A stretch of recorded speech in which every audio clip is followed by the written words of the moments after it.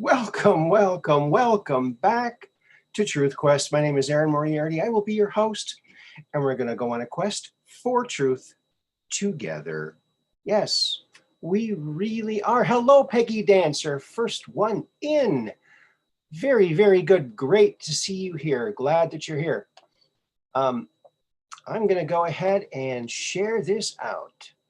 And feel free to share this to your favorite or your non-favorite social media platform. And one of my friends today got their Truth Social thing approved, but they can't go on it yet.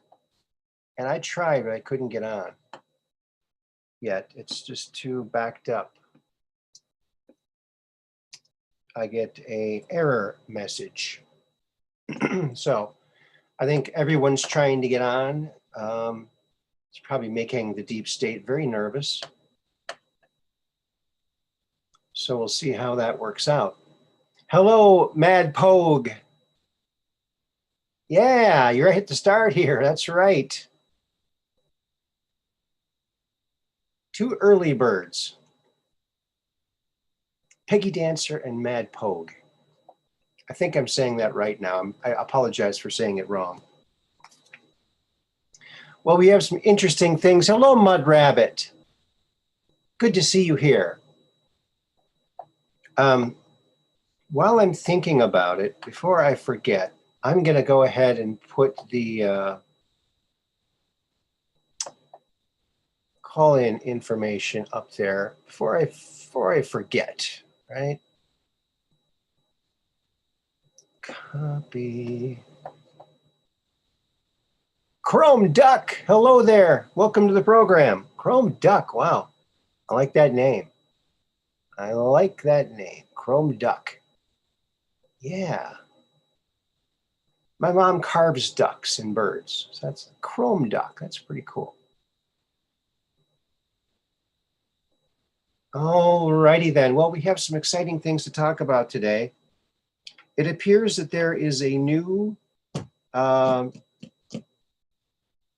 former CIA person who has been given the okay to talk about certain alien and UFO type things. So there we go. There we go. Another one is coming out. And we'll get into that a little bit later. His name is John Ramirez, if you heard of him. Very interesting. So, so now you're here at the Truth Quest, where we're just downrange of strange, where the outrageous is contagious and the paranormal is the new normal. Hello, Catherine Weiss. Good to see you here. And Young Star Wizard, you made it. Yes. All righty then. Yes, yes, yes. So, yeah, we have a couple things to go over here. Couple of things to go over.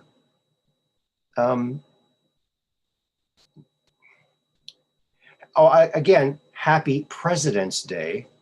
So happy President's Day. Whoever your favorite president is, wish them a happy President's Day. Yeah.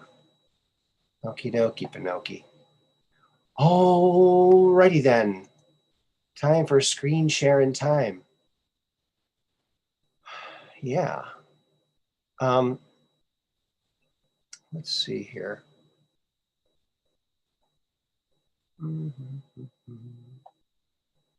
Here's something interesting I thought might be of interest to my fellow Truth Questers.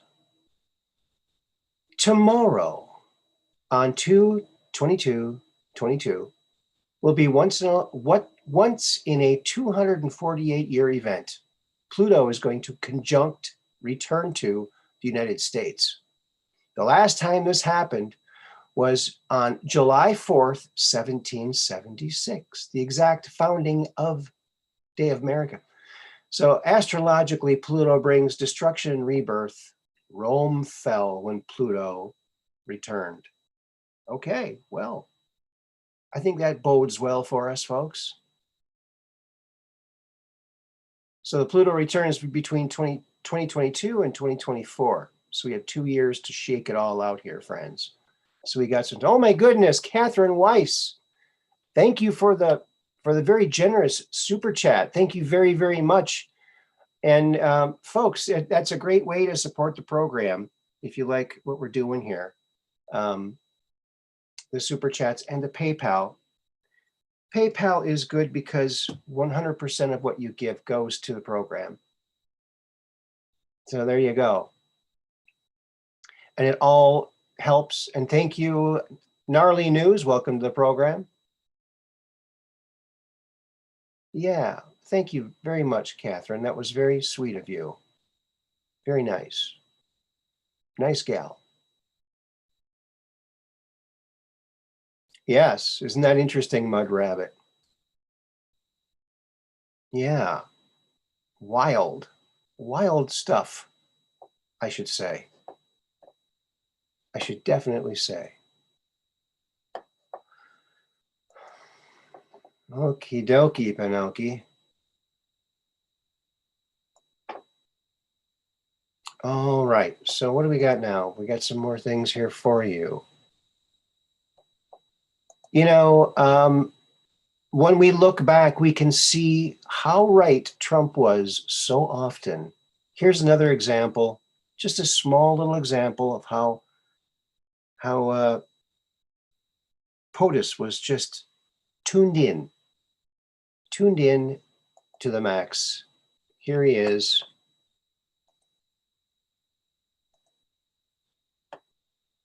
He'll be damned if he's going to grab another, you know, starts with a P, ends with a Y, another name for a cat. He's not going to grab another word that means cat that starts with a P. I can't say it. I'm too PG. I can't say it, folks. I can't say it. There you go. Thank you, Mud Rabbit, for putting the PayPal up there. Yeah, PayPal me, Aaron Moriarty 17. Friends and family, there's no fees. That's a great way to do it. Yeah, look at that. He knew.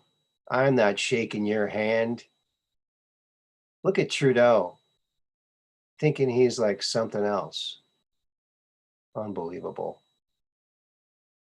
And Okie in Oklahoma. All right. Proud to be an Okie from Muskogee, huh?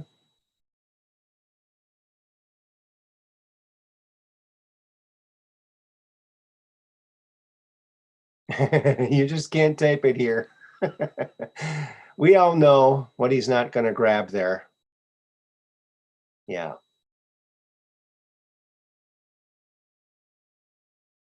Balls and arrow. Yeah. Yep. So did balls and arrow.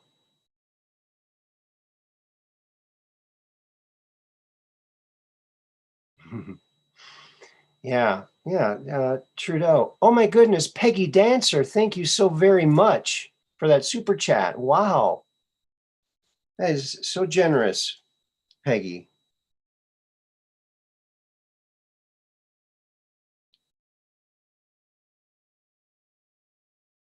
Thank you very, very, very much.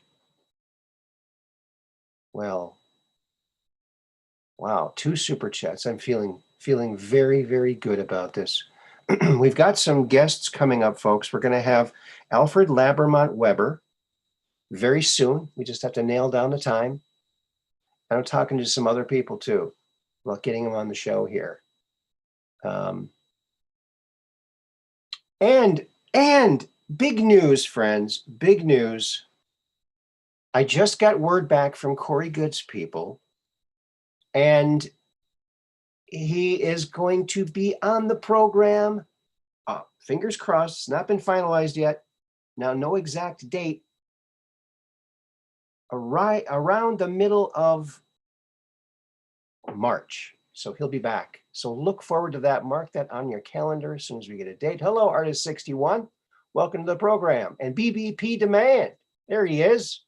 I saw you earlier. Yeah. Over there on one of those other shows. Yeah. So Corey Good's coming back, and that's going to be great. It's going to be fantastic. We're going to have him on. So right around somewhere in mid-March. No date yet has been added. Yeah, Mad Pogue. Alfred's a nice guy. He's a real nice guy. I've talked to him on the phone. He sent me his parts of his books that are coming out. He's got a book coming out, or maybe it's out. It's called Chronogarchy. The Chronogarchy. So very, very interesting. Another new word for us, friends. Yes, I'm well. I hope you are too, Artist 61. Yeah. He's not going to grab the kitty again, is he? No, he's not going to do that. He's too smart. He's not going to fall for it. Trump is not going to fall for that. Those shenanigans. Those traps. Thank you very, very much, Kathy and Peggy, for those wonderful super chats. Thank you so very, very much. Yes, speaking of Trudeau.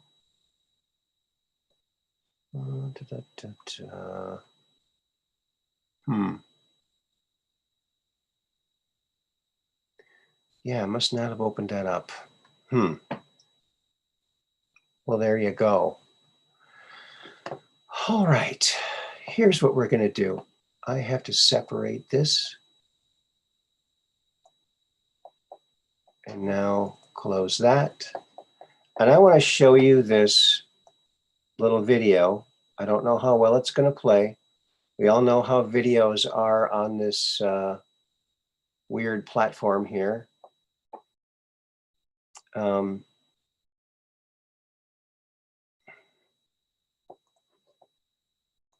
But we're going to try it, okay? We're going to try it again. And keep doing it till we can figure this darn puzzle out, eh? But it's an interesting little TikTok video. You know, I don't like TikTok, but some of these TikTok videos are a little bit provocative, and they may not tell you the whole truth. But here's one that's interesting,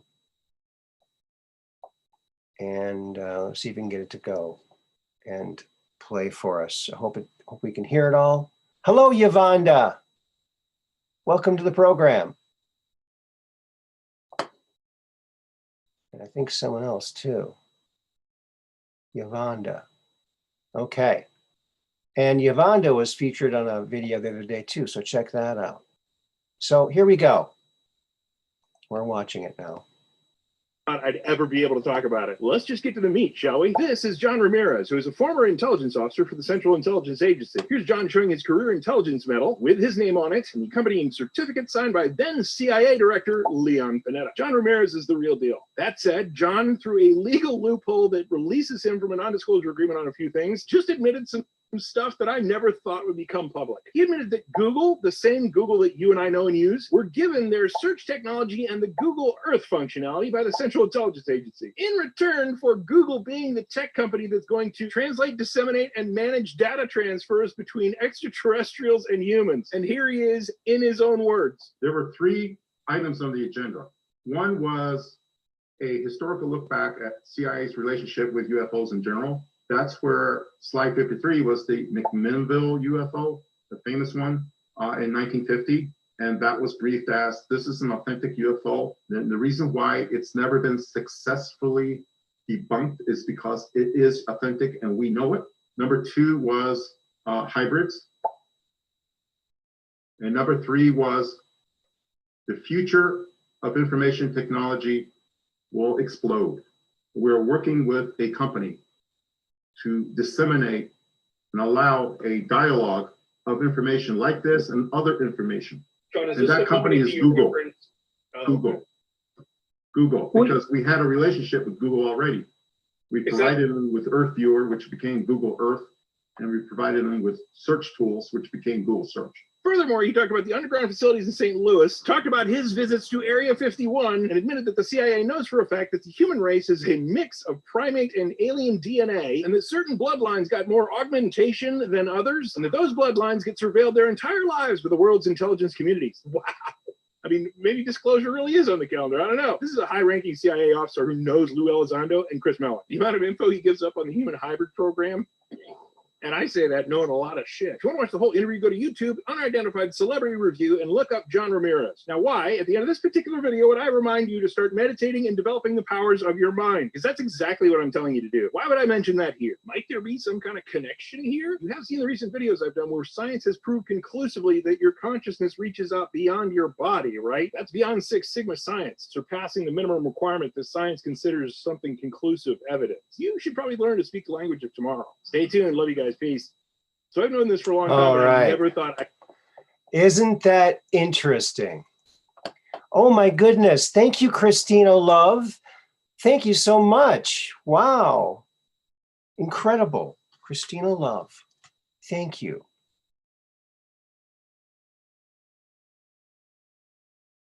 Thank you very much for that sticker. That's awesome.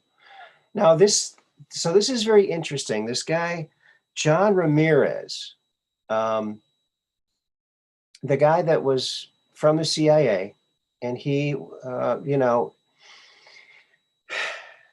he was right on the edge of a lot of these programs. And so he wasn't read in on a lot of them, but he was there close enough to get some information, and he's gotten the okay to go ahead and talk about this stuff. So I think that, yes, Leon Panetta, I know.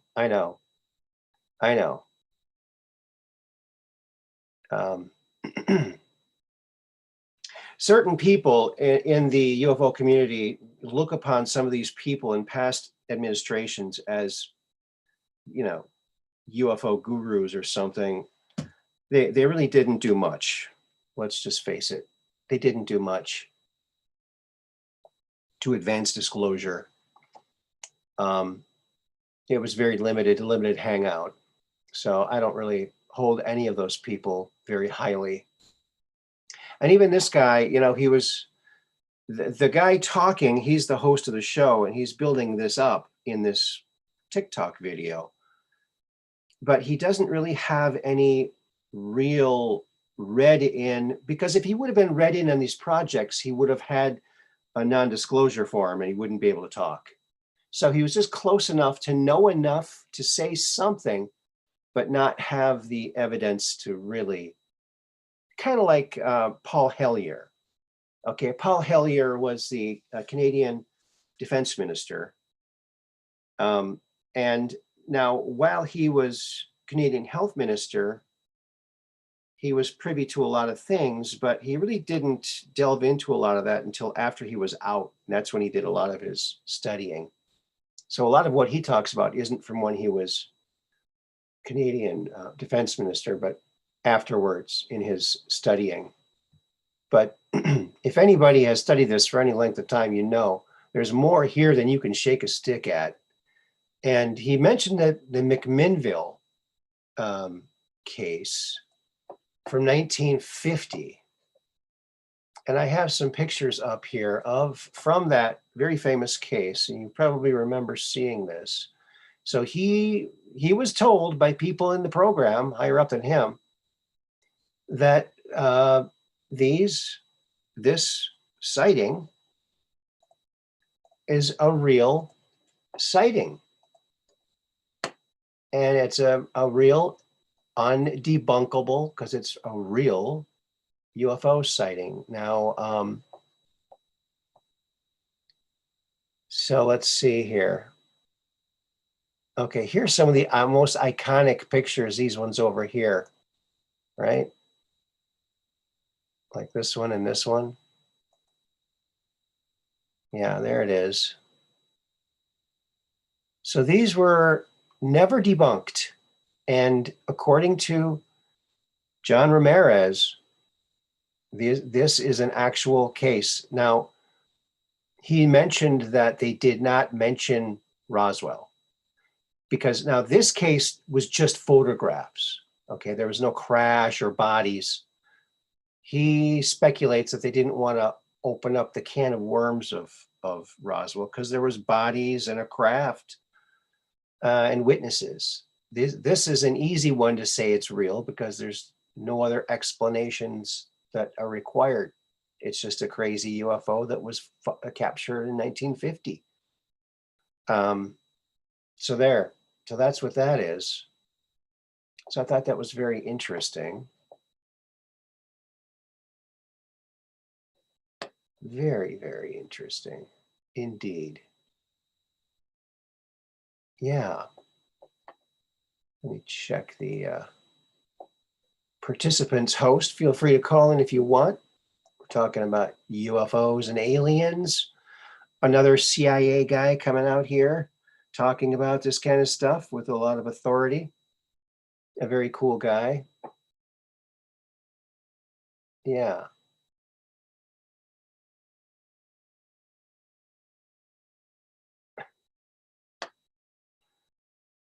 Okay. Yeah, so we could be on the edge of some more disclosure. However, I don't think it's going to be a lot. It's going to be a little bit. But so, friends, I found something today, something a friend sent me a little while ago. I forgot all about them. It's this new pair of glasses that were designed for my prescription. Okay, and he's got this little company, and I don't know if you can read it. It's like Real 3D or something like that. So it's a breakthrough technology, and tell me what you think of this. I'll put them on, okay? I'll take these off, and I'll put these ones on. Okay. Wow. The difference is amazing. It's amazing, really is. Now, the lenses are the part that is the most amazing because, as you can see, and they're helping me already because I have a glaring problem. See, with my glasses, there's glare. See these glasses? There's no glare. See, I can turn them just like this, and there's no glaring. Isn't that amazing? Breakthrough technology. And another thing that bothers me when I have my normal glasses on, here's a problem. Maybe you've had this problem. It's like, oh, you feel something in your eye, or you need to touch your eye, and you can't touch it. You have to go like to the side, and it's very awkward. So on these, with these state-of-the-art flexi lenses, you can just rub your eye and it flexes right back. Wow, flexi lenses. So I don't think they're on the market yet, but watch for these. How do you like that? Groovy, groovy, baby. Groovy like a record. Yeah, I'll say. Very, very, zero glare. Zero glare. Flexi lenses, yes. The lenses you can flex. Probably made out of the same material the Invisimask is made out of. Would you think? Maybe. Maybe. Could be. Might be just a dad joke. We don't know. So it's for you to find out. That's for the truth questers to figure it all out, right? Yeah. So there you go. Brand new glasses.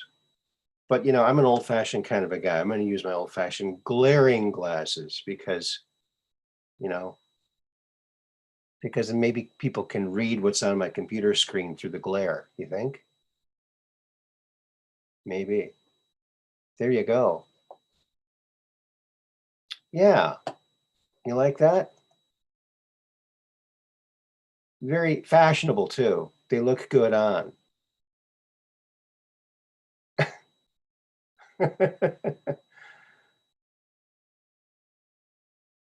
Yeah, I'll say. He did steal my technology, Mad Pogue. Yes, he sure did. I'll say.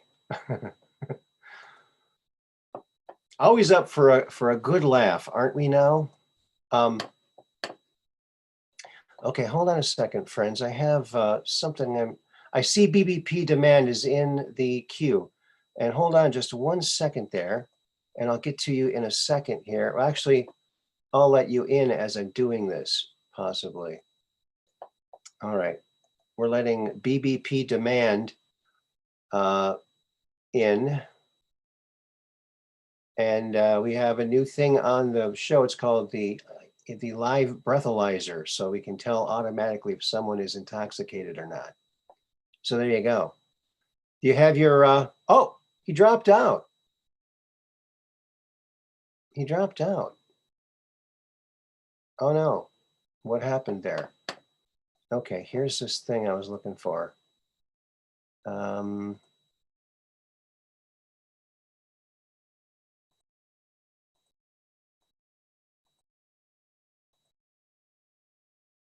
where did it go? Oh boy. Oh,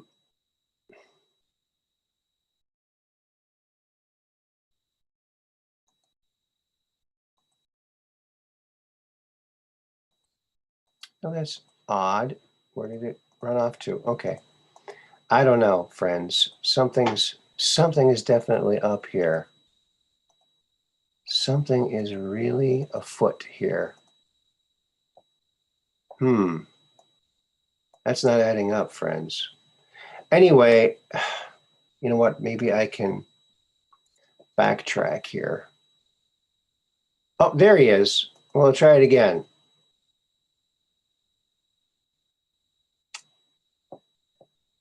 BBP demand. Are you there, my friend?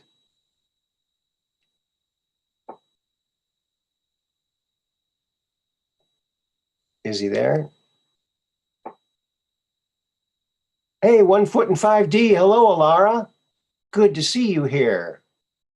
All right. Awesome. Yeah.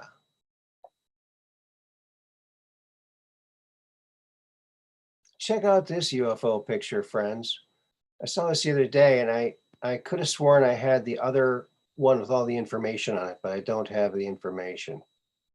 So I'll have to look it up, try to find it.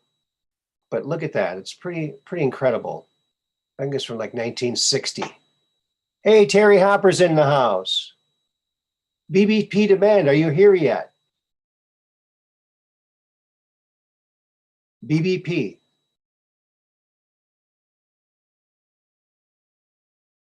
Ask to unmute.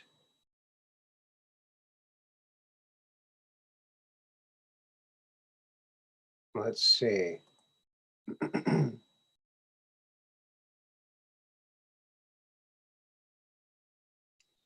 All right. Well, BBP demand is here, it looks like. We'll wait so we hear him. I don't have my mute button on, so should be able to hear him. Just pipe up whenever you can, buddy. All right. Well, there you go. Interesting UFO, wouldn't you say?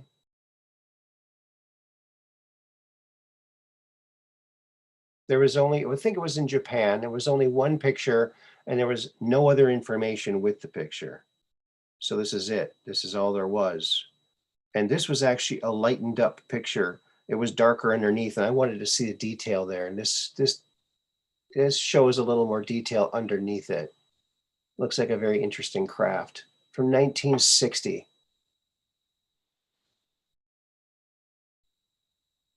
Just got a new headset. All right, give you a second. All right, buddy, no problem. Take your time, take your time. So that's an interesting picture. There's so many of these darn things, you know. There are so many. So that's good. Corey Good's going to be back middle of March. The exact date has not been nailed down yet, but I gave him some a whole range, and we'll see. We'll see what happens. So that'll be my second interview with Corey Good. And Alfred Labramont Weber is going to be on too shortly. Hopefully soon. Nice guy. He sent me some of his book stuff, and he's got a new book called The Chronigarchy. The Chronigarchy, which is an oligarchy that has quantum access. In other words, they can see the future and the past with various technologies that they have at their disposal. So the Chronigarchy, they're ruling the world, and they have the advantage of time travel and to be able to see what's coming and what has been. So kind of an unfair advantage, I would say. I would definitely say that. Wouldn't you think? I would think. Definitely. Definitely. I guess I can close this one. All right. So what I was going to show you, I guess I'll just have to read it for you, is something that Justin Trudeau tweeted out. Oh, I hear BBP demand. Are you here? He's working on it. He's working. Can you hear me now? I can hear you now. Yes. Yes. Oh, I guess that was 1970 in Japan, 1960. Yeah. How are you doing tonight? BBP demand. How's your? You got your headphones working? Your microphone?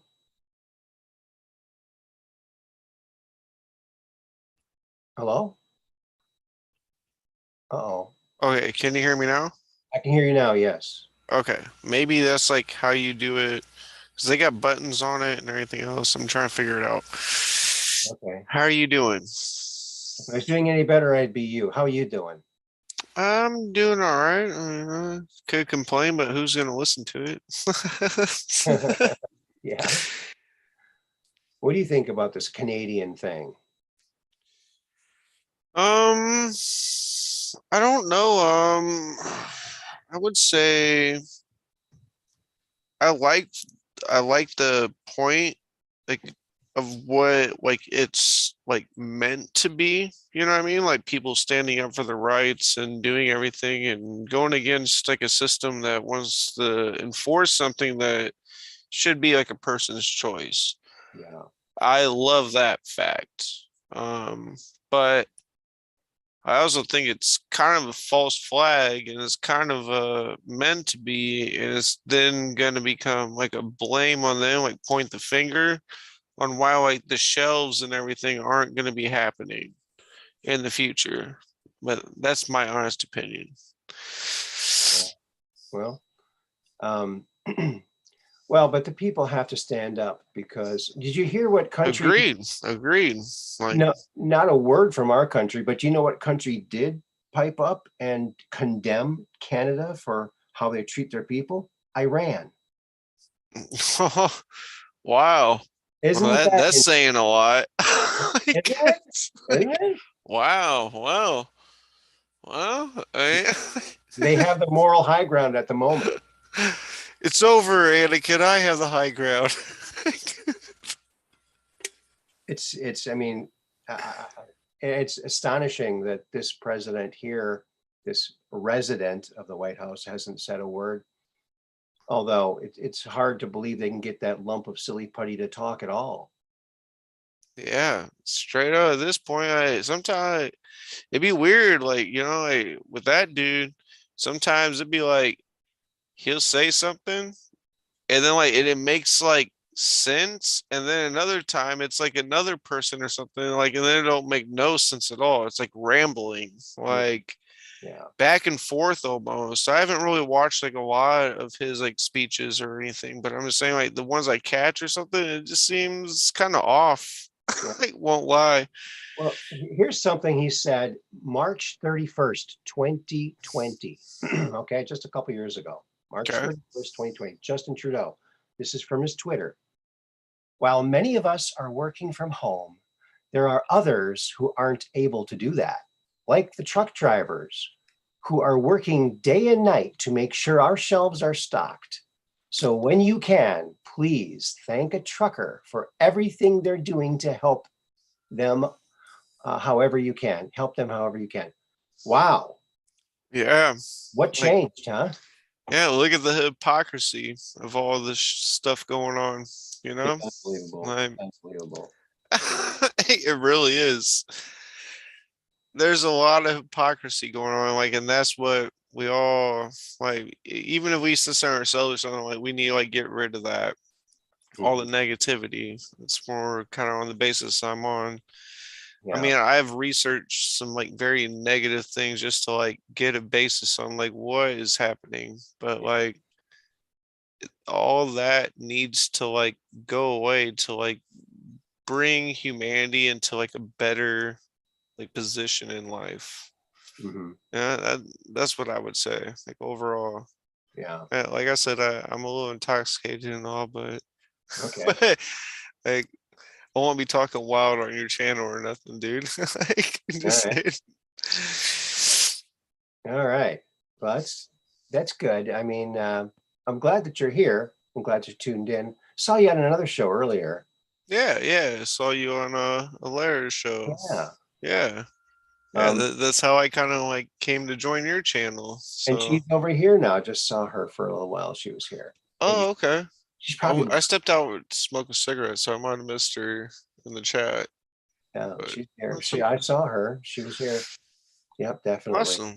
Yeah. If Alaire's out there, welcome and good to see you again.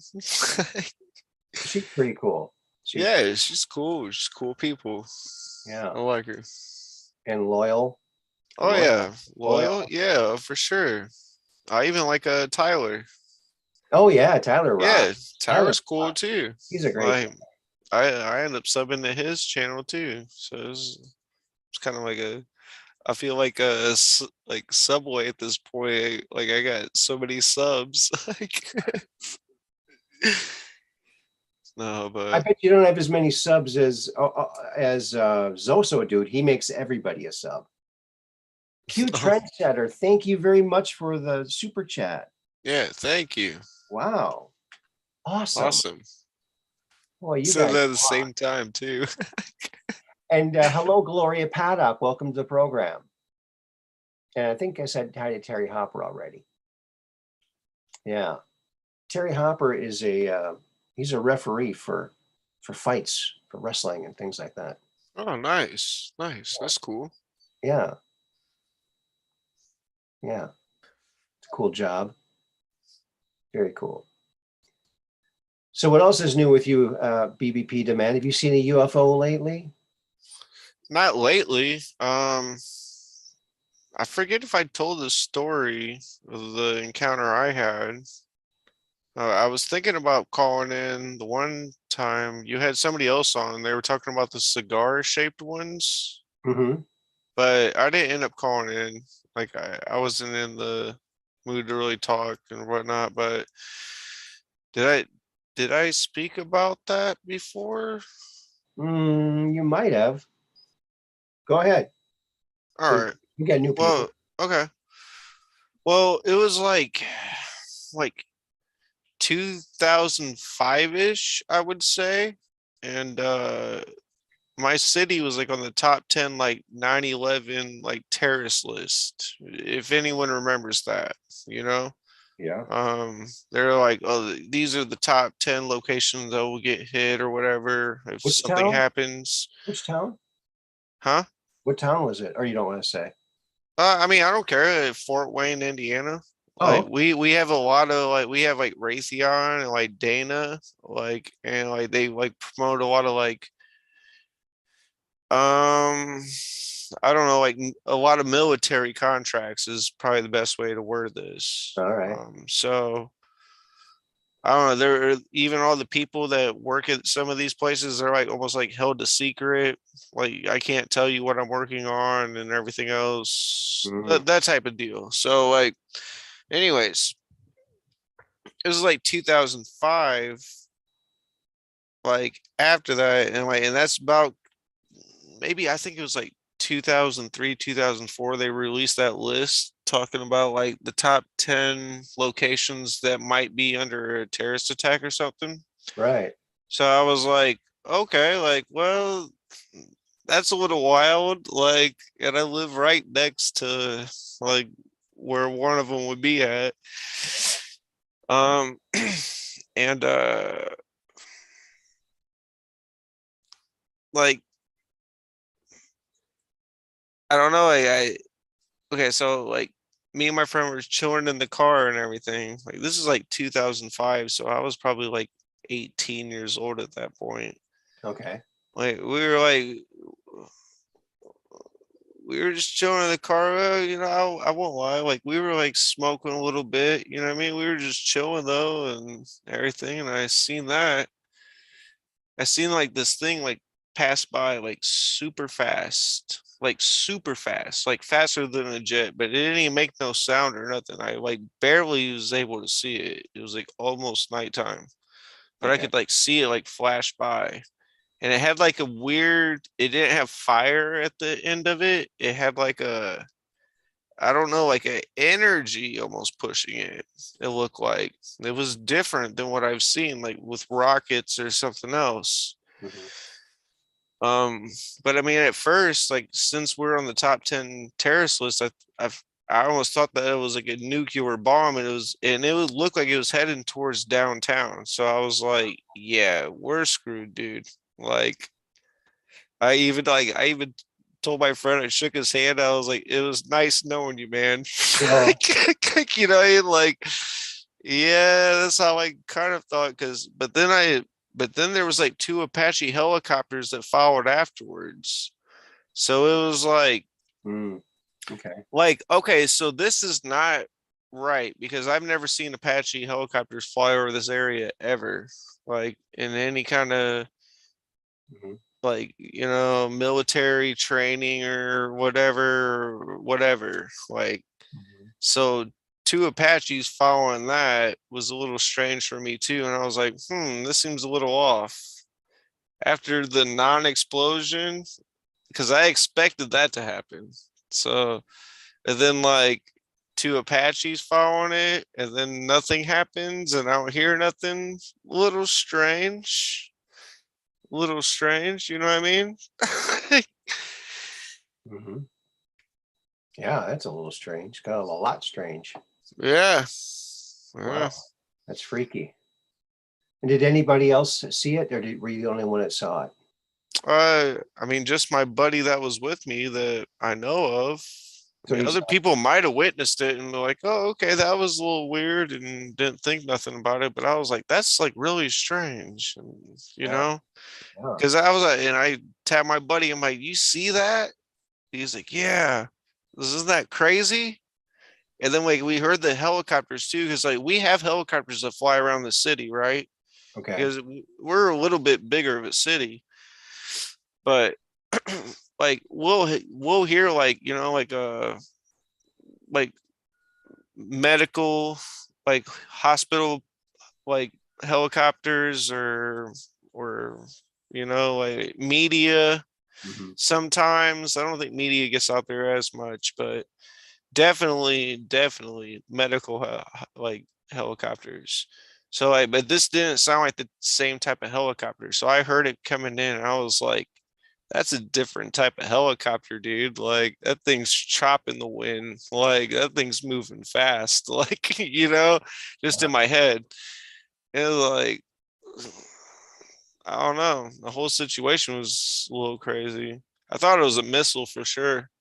Yeah, it And was. then, but then it was moving weird too, though. So I was like, Hmm. I don't know. This is not your like normal missile. For one, it didn't have fire. For two, it was like moving weird.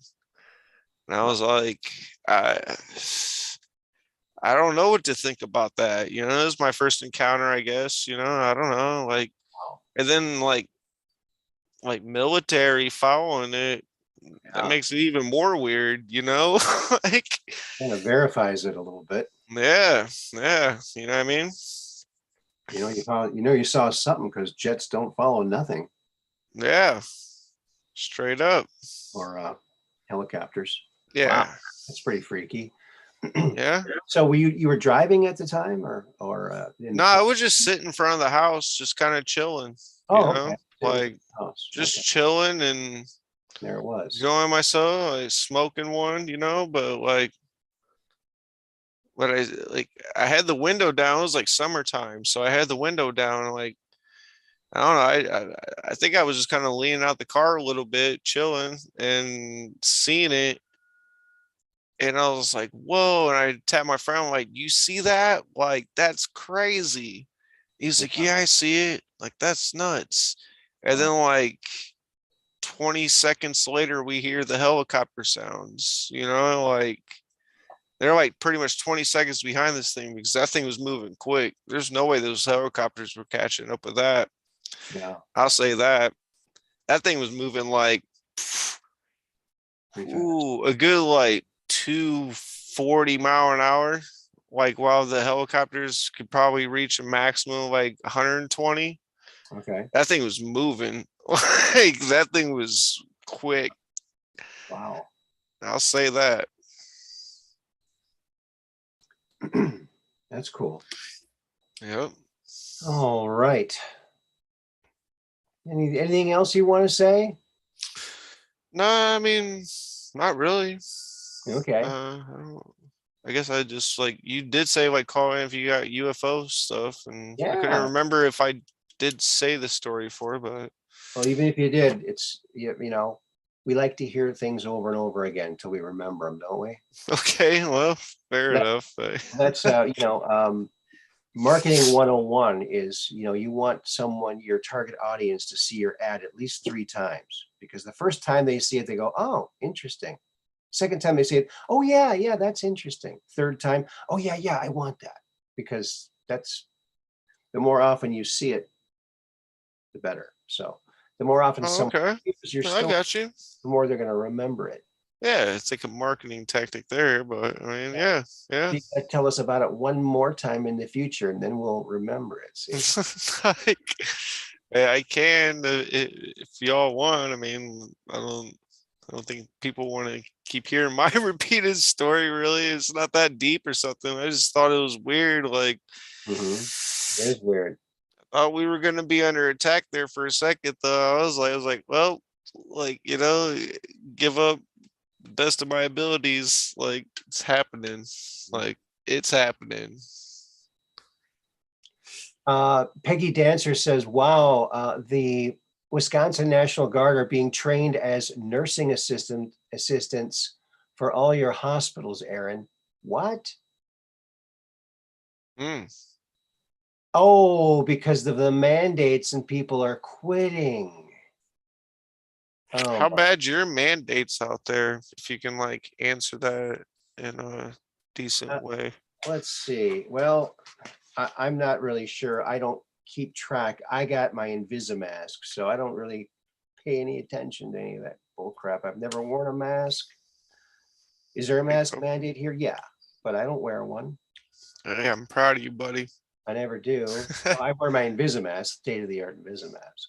I only did like the first 2 weeks when I went to the grocery store because I didn't know what exactly was going on. And I was like, Right. maybe this is like something serious, and maybe this Okay. is this and Yeah. that. And then after that, I was like, then they kept like pulling things back and saying this and that. Like, nah, bro. Like I ain't throwing that stuff on no more. That's why I'm mad that they're throwing it on the kids now. That's one thing. Like Terrible. I say, it's almost like unforgivable. Like in my opinion, Very like unforgivable. Very unforgivable. like y'all like people can like go to the Super Bowl and like not wear masks and drink beer and do all this, but like our children have to sit in here in these classrooms and wear them all day. Mhm. Messed up, man. Messed up. Yeah. So it's either morality or. Oh yeah, I posted that one actually. Did you really? That's Yeah, I did. Yeah. Review the Nuremberg Trials. I'm just following orders. Yeah. I'm just following orders is what got a lot of people hung. So yeah, it's I didn't post like the two like things on top, but like the original, I posted that. Okay, that's a good meme. Yep. However they do it, it's Good good. job. Whoever did it, yeah, I didn't make that meme, but sometimes I make memes. Sometimes I just share memes. That one I Hey, share. most of the time I just share memes. I've made some throughout time, but I love yeah. making memes. I love making memes. Here's another one. It's a Dude, good- you make some good ones too. I seen you like post some pretty good ones or I didn't make this one, up but in here. I remember a time when people who got tested with no apparent symptoms were called hypochondriacs. Yeah, that's true. They used to be. That's true. Yeah. Yeah, Yeah. I hypochondriac. kind of forgot about that. But yeah, that's true. That reminds It'd me. be like people just like seeking attention and like you just say you're sick like because of this and that. And now it's like Yeah. almost like a normal thing. And like They're the opposite encouraging is it. Yeah. like They're encouraging it. Yeah. yeah. For real though. Hypochondriacs. Yeah. There it is. I love those old pictures with the new phrases. Love them. Great memes. The meme lords are smiling down on us.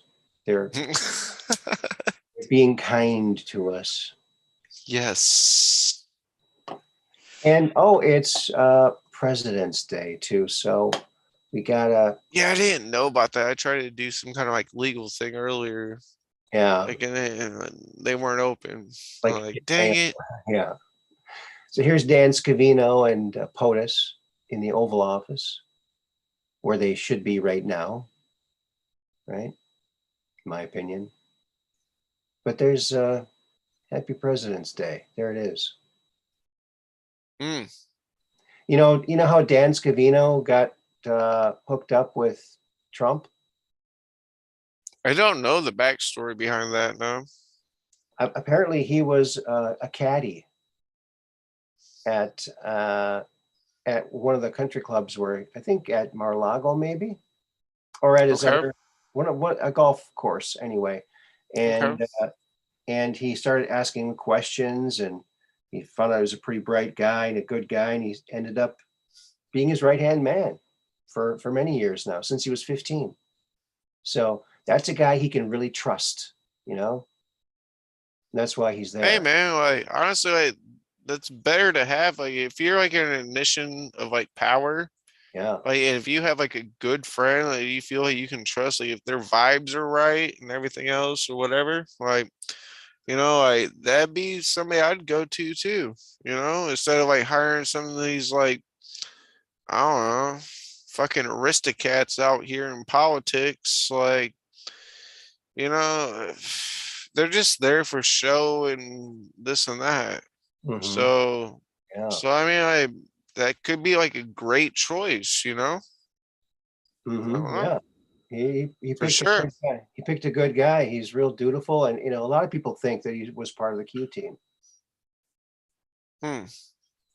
Because And perhaps he was. I don't know. Like perhaps he was. And perhaps he was. You know what I think? This is my theory. Okay. Let me hear it. Remember the old Anonymous back when they were doing good stuff? Oh yeah. I used to be on those type of things too. I think Trump had something to do with early Anonymous. Huh. I have a feeling. I have wow. Sneaking suspicion. That's quite the theory. I like that theory though. Like because I remember I like the thought of it. I remember when they were doing, one of the Anons was doing a paper storm down in South America somewhere, or in Mexico or South America, and one of the drug cartels. Hello, Dark Brain. I thought I'd tell him what's up. I'm seeing people in the chat say it. My bad. Okay, go ahead.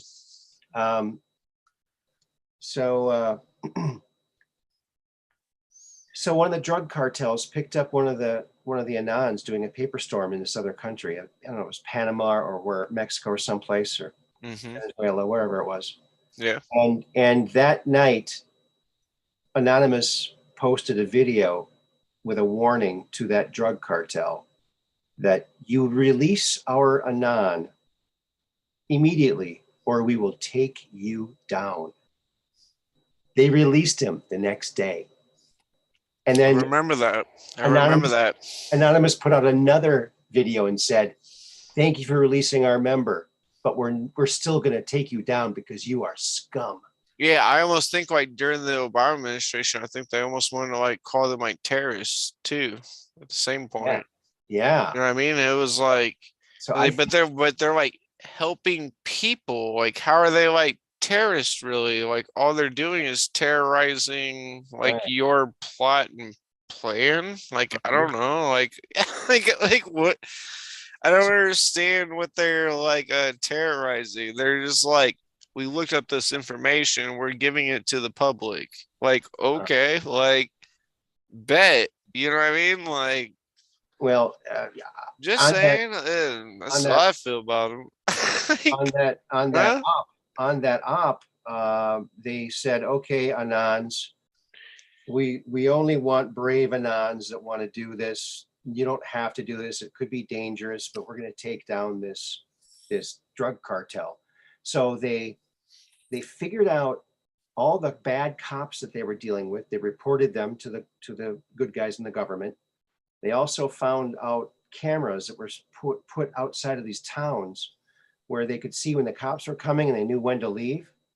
So they dismantled this whole, one of the major, I can't remember which one it was, one of the major drug cartels. They had killed 40,000 people. And they were huge. They took them down. I think they were back up and running sort of after a bit, but they did dismantle them. Anonymous did. And when Trump came on board and this Q thing started, I thought, wait a minute, this feels a little bit familiar. And I thought, wait a minute. Trump loves to be the hero, right? Yeah. He once had his limo. I mean, I won't deny. I mean, I voted for him both times, but I'm saying like, I'm not saying he's not an arrogant person, but I mean, like, I'd much rather have arrogance over whatever's happening now. And like, and within the past too, with Obama and everything. So, you know. Yeah. Here's an example of what we're dealing with now. Check out this meme. I love this meme. Let them eat crack. Holy crap, dude. Let them eat crack. They'll come back tomorrow and eat more. Yeah, I thought that was a good one. I thought that was let them eat crack, not cake, crack. And that's we went from the best president ever to the worst president ever, in my opinion. Man, it looks like Queen Elizabeth's like retarded child. Yeah. That you just described Biden. Yes, that's what he is. Yeah, yeah. That's his true essence. That's right. Yeah.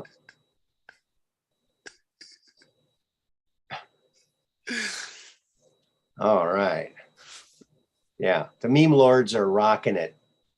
They are rocking it. I'm telling you, dude. This has been a great life, honestly. I seen all the fails and all the things that's happened in the past. And I've like questioned people that lived in that generation, like, well, why wouldn't you do something? And it's kind of like, I don't know. And I'm starting to understand, like, some people like they just didn't know at all. They're just like so mind control, like it wouldn't break through. You know what I mean? So right. So I get it, and I'm trying to be like forgiving and like understanding of people, you know. Also, there was not the connectivity that we have now. There was no internet. Yeah, no internet, that's true. Also, and you had there was just the news. That was it. There was nothing else besides the news. Yeah. There was no alternative news source. Yeah. Nothing. Because I mean, basically, you're only talking to your neighbors and figuring things out. And Yeah. maybe you had a friend in a different state or something you were talking to. But yeah, you're right. Like, we're at a connectivity, like a world wide web is exactly what it's called. So, like, you know, they kept people busy with things like sports and nonsense. Yeah. This that really doesn't make any. What is that saying? Like, give the people like food and entertainment, like, and they won't question anything, or something like that. Bread and circus, yeah. Or they won't revolt or something like that. I don't know. It's one of the two. I don't know. Yep, that's right. I just read it the other day, but yeah, like, it's a true statement. Oh, James Rohrback says, "Hey, Aaron Moriarty, Quest with Aaron Moriarty, Truth Quest. Can send you my memes if interested. Sure, send them on in. Hot Games and Puzzles LLC at gmail.com. Send them on over. I might not get them to them today, but I'll get to them and we'll put them on a show. I love showing memes. It's my favorite thing to do. Memes and UFOs. There you go. That's all you need. That's all you need. And a good breakfast. That's about it. That's all you need. So there you go. Memes. Say BBP Demand. Did you ever see my meme shows I did, like, I guess a year, maybe 2 years ago, a year and a half ago now, with a puppet, my puppet Queppy? Not Peppy, but Queppy. No, I don't believe I'd seen anything like that, honestly. You should scroll back a ways on my channel, and I think I did 4 or 5 episodes of Queppy where he shows memes, and he's kind of like a Muppet. And he's a frog. He's like Peppy's cousin, Queppy. Oh, okay. Yeah. And he on the final episode, he meets Quinny Cuesta, the white rabbit. And she helps him find some memes because he can't find any memes. She takes him down the rabbit hole and finds all the memes for him. So it's pretty cool. A little bit of puppetry, you know. You got to teach the kids while they're young. Indeed. Dude, I try to look out for the best of my children. Even in that sense, like, even if I go to the store or something, yeah, like, subconsciously, even before I had children, I'd almost like want to protect them because I heard of such things going on, like, you know, child abductions and all this going on. So I was like, if I seen something like weird going on with like an adult with a child, they're just like kind of dragging them out, or even like the child like just had like a bad like body language type thing, like, no, this isn't right type thing. Yeah. I would look out for those type of things. I've been on that since I was like very young, like dang near out of high school, I think. Like, once I started really realizing like things are different, you know, from what we like perceive it. Mm-hmm. And I got called wild for that and everything too, but I mean, that's whatever. Now it's all starting to come out and it's not so wild, is it? You know? Like, I don't know. That's just the person I've always been. Mm-hmm. Kids and animals and everything always come up to me. I always thought that was weird because even during my party ages and stuff, I was like, I don't want no kids. Like, I don't want to do that. You know, I almost like my mindset was like, I don't want to put any more like human beings on this like fucked up world until like we fix it. But I met someone like and decided to do it. I won't go into all that. And I don't know. Yeah. We're here, but it's just like we're gonna go back to the main thing, and like the kids and animals like come up to me. Like, I don't understand it. Like, I don't know them at all. Same here too, yeah. You know what I mean? Like I don't get it. Like, not birds and stuff, but like cats and dogs and like kids for sure. Always. I remember I was in my first house back in Minnesota, Hmm. on Tuxedo Boulevard, Mound, Minnesota. And I get a knock on the door. I go to the door, and it's this neighbor kid. He goes, "Hey, Aaron, do you want to come out and play kickball with us?" I said, I'm like an adult. uh, yeah, it was weird. It's like, no, I really don't want to come in back. Maybe if you would have asked me about, 40 years ago, maybe I would have done it, or Oh 30 years ago, I would have loved to have played kickball, but I mean, I guess I did once as an adult, but like I think I was like 23 or something, and like the bar across the street from the park was like it was there. So I was kind of already intoxicated. So I was like, you know what? Fuck it, I'll play kickball. Like,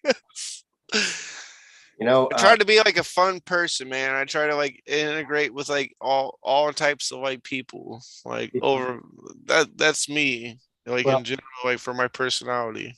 you know what made me stop drinking? What? And it was back in the early 80s. I went to a Van Halen concert. It was their second album that just came out. And Okay. it's like 81, maybe 82, maybe 81 or 82. Sounds about right. And I went there with three of my friends, and we had 4 bottles of liquor, and we drank 3 of them on the way down there. And I guzzled the last one because they were going to throw it. And halfway through the warm-up band, I passed out. My head went down. When my head went back up on the back seat of the car, "Where's Van Halen, man? Oh man, you were puking." Oh, so you just like blacked out for the entire concert, basically? Yeah, and I was so you didn't have no fun. I said so pissed off with third row seats. I was so pissed off that I did not have that memory. It was stolen from me. I feel you. So see I that. just said, that's it. I'm not doing it. Plus, I'm Irish, and Irishmen shouldn't be drinking anyway. That's not a good Well, idea. I'm at least part Irish. Like Yeah. at least part. But that did it for me. Especially with like part of the last name Fitz. You know what I mean? Like I ain't gonna say that much shit. Like That's like one's Irish. when is the Fitz not Irish? So All right. oh, sometimes maybe it's more like a generational curse almost, like for like the drinking type wanting to do it. Yeah. I'm not blaming it on that, but I'm just saying like it could be a common cause. Plus, like I don't know, my childhood wasn't the best, and I don't want to get into all that. Right. But I'm just saying, but you know what? Every day is a new beginning. Every day is a brand new beginning. I agree.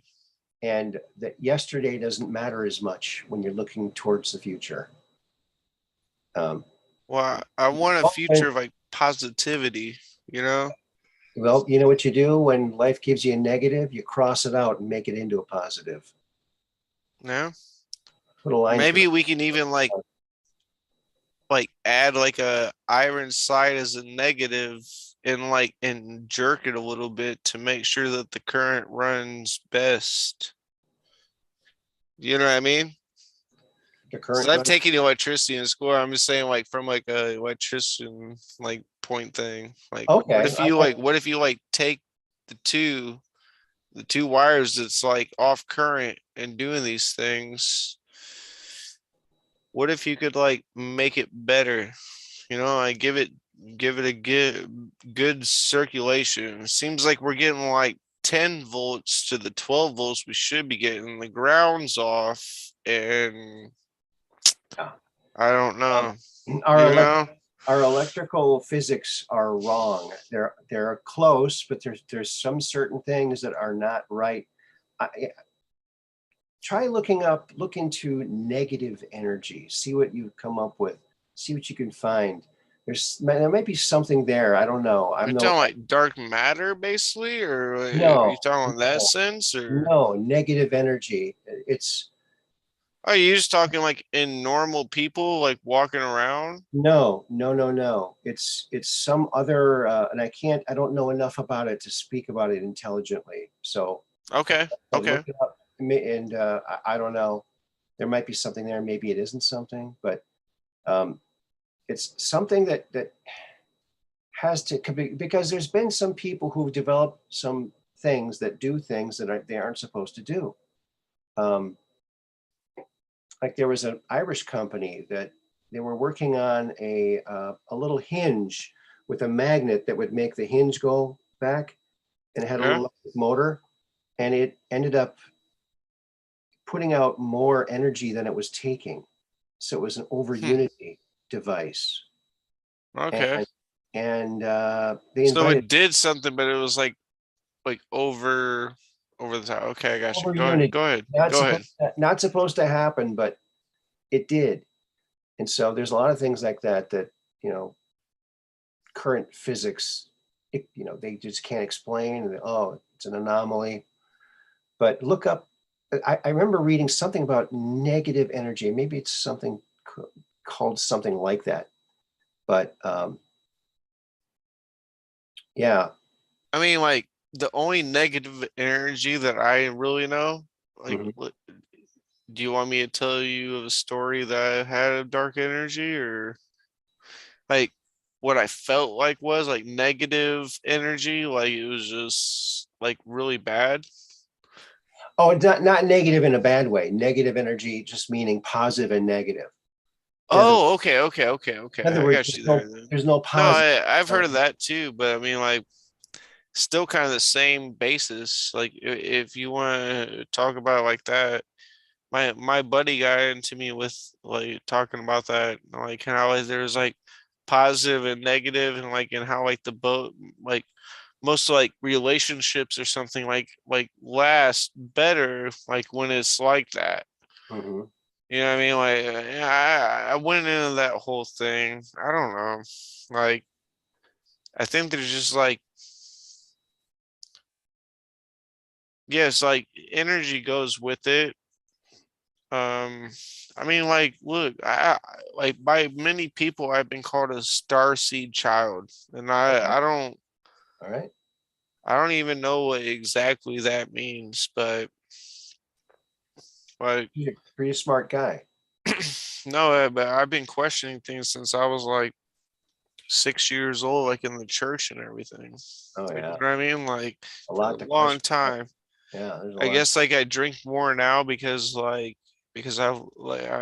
researched all that shit with those kids, and it affected me in a different way. Yeah, it's pretty. You know what I mean? Like It's horrific to think about I'm what. a very like researching type person, so like sometimes like I almost like watch some of these YouTube videos so I can like take a break on it. Yeah, Now I'm more busy, so it works out better, but yeah. I'm not. Well, what we need to do is do things like, it's been a while since I did this, but I did a little Save Our Children rally, raising awareness Oh, for all this stuff here in town in Sturgeon that's Bay. why I always love your movements, man. Like you be out there for the kids, and I like that. Yeah, Thank you, thank you. the kids are our future. What happens to our kids happens to our future. So if we want a good future, we have to take Agreed. care of our kids, make sure they have normal, healthy childhoods without this freaky stuff happening. And we need to jail all these freaks. Amen. I Amen, brother. I really think, I'm completely with that. technology could even help us here, because, what No, like what? we're becoming aware of technology now that can see through apartment buildings, can see all the people in an apartment building. Okay. So Yep. now they can Yeah, see them. I know. So now Yeah. if you can rig up something to have an algorithm to find an adult sized person being bad to a smaller child, then they could just zap them right there. Zap. There you go. Directed energy beam. Boom, you're Let gone. me say it like this. All those that have been in Washington, D.C., since Washington, D.C. is not an actual like part of the United States, right? That's what they claimed. They're not part of the United States. It wasn't me that said this, it was them. So we're gonna like take all this like federal debt Mhm. Like, that's the federal debt. That's not the people's debt. We don't owe that shit back. Mhm. Y'all did that. Y'all gave all this like stupid amounts of money to like NASA and all these different countries and like in all these different like programs and doing different things. So But that's your guys' debt. but That's money. not we the people. No, that's not we. We paid for it, Yeah. but you spent it and you did that and Well, you did that. but How is that on us though? You know what I mean? Like, that's what I, I would say. I hear you, but money is just money is just dirty paper. No, So I get it. No, it's been lost since like the fucking like, excuse my French, since the the banking system like went off like from the like reserve to the gold standard. You know what I mean? Like, that's what I believe. That's where it really fell off at. mhm. Could have been a better nation. I mean, it goes much deeper than that too. You know what I mean? Like, Mhm. going to Freemasons and everything else. And I Yeah. mean, maybe it was all orchestrated. You know, that's what they seem like they like to do. So maybe it's just like an orchestrated fucking band here. You know? Could be. It could very well be. Yeah, it definitely is planned generations ahead. Um, yeah, I got a picture here. I've shown this a couple times, but I'm going to show it again. These are those possible alien bodies they found in Peru in a cave. And I think it looks a lot like ET. They're reptilian. They have a skinnier body, but it's real skeletons. And are they just a bipedal reptoid from Earth, or are they from somewhere else? That's just, we can't tell. But these things were walking around, and look how close it looks to ET. Look at the shape of the head to that. Yeah. It's remarkable. That's very similar. Isn't that weird? Yeah. ET came out way before they discovered these. They discovered these just in recent years.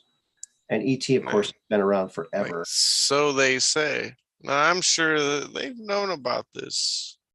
Yeah, they might have. They might have. I But think they have. it's pretty remarkable how similar it is. I mean, the only real difference is the bulky body, but I think that was because they had a midget inside that operating it, and you couldn't get someone inside a little skinny guy like that. But the head is it's just too close. It's too close for there not to be some kind of well, I guess it could be just random, but it just makes me wonder, gosh. Yeah. Of course, they've had time travel access, so they could have gone back and seen these creatures and made ET look like that. I don't know. Who knows? It's a mystery.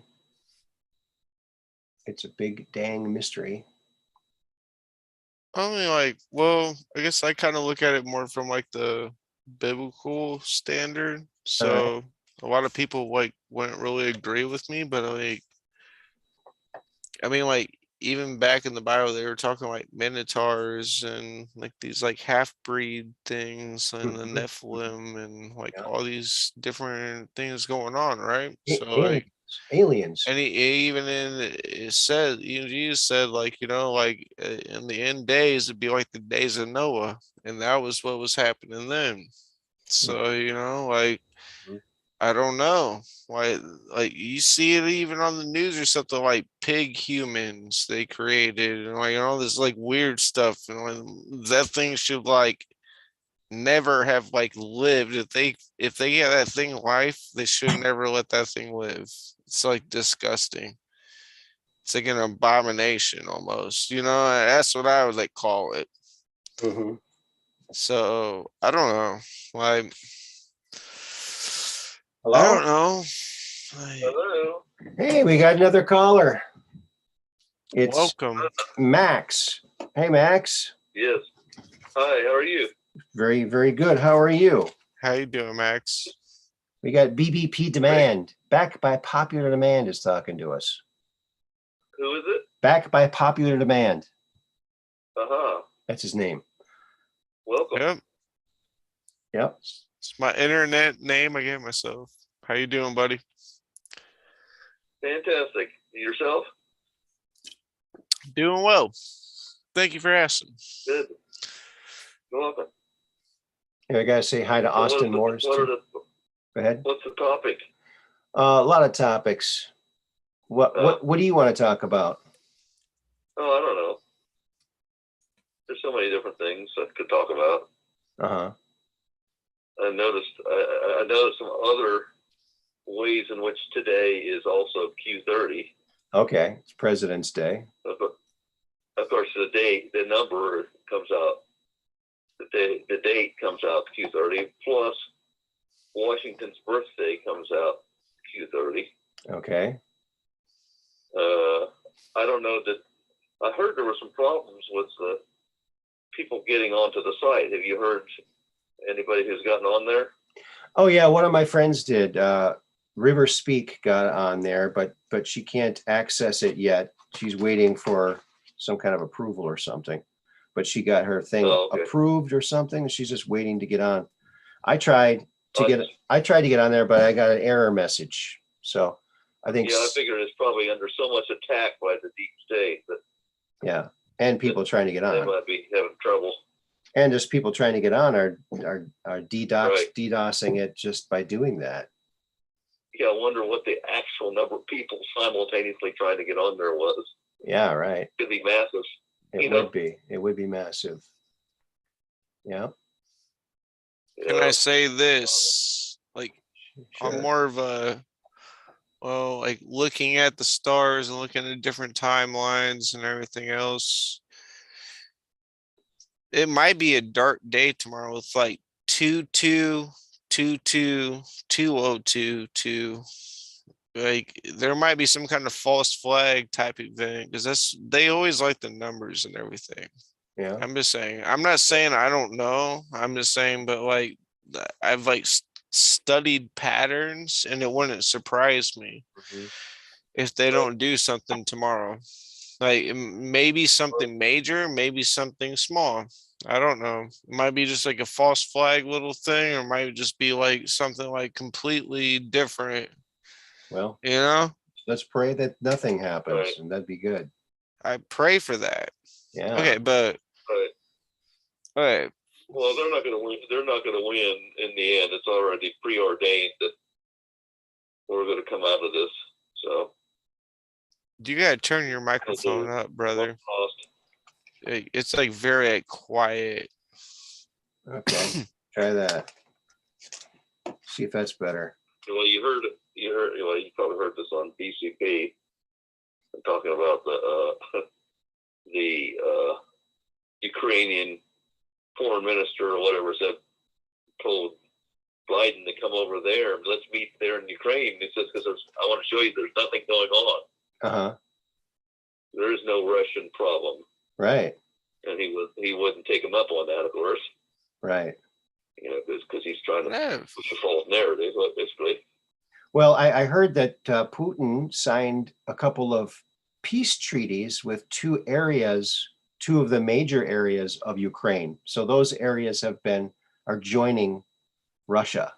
So peace deals. Well, they were a Russian state in the past. Right. So the deep state has just the middle part of the country left, and there's nothing to do because Putin already redirected the pipeline to somewhere else, not going through Ukraine anymore.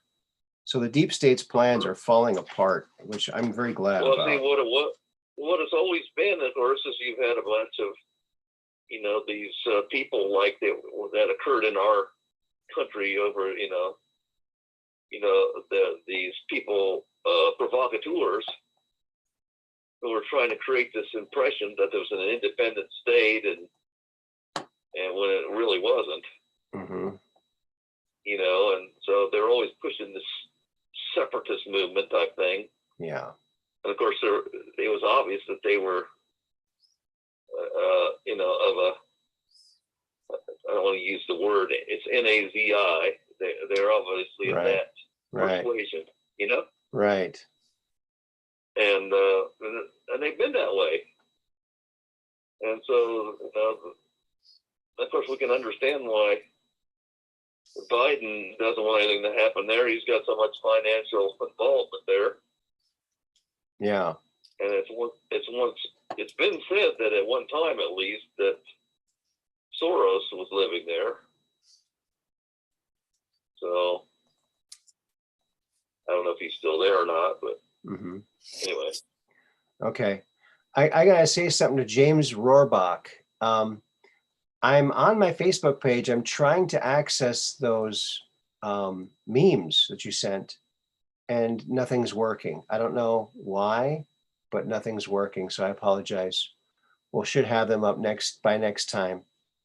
But yeah, it's something's freezing up on my computer. It might not be too long, friends. We might have to wrap this baby up if my computer doesn't start working better. Uh-oh. Yeah, common theme. That's not good. Yeah. But Hey man, like I didn't really plan on calling in tonight or anything. Like I ended up catching a layer show, seeing you on there, and I Yeah. happened to catch this show. And I was like, well, I'll call in for a second. Like if Well- y'all are down, like I'll call. Like I won't be like, I don't know. You know what I mean? Like Well, remember, anytime you do anything, you're expanding the consciousness of all those people around you, including yourself. fair And enough. You're making a difference. Yeah. So we love to hear your opinions and your thoughts and your experiences. Like, did you hear the whole show? No, not yet. I'll have to go back and listen to it.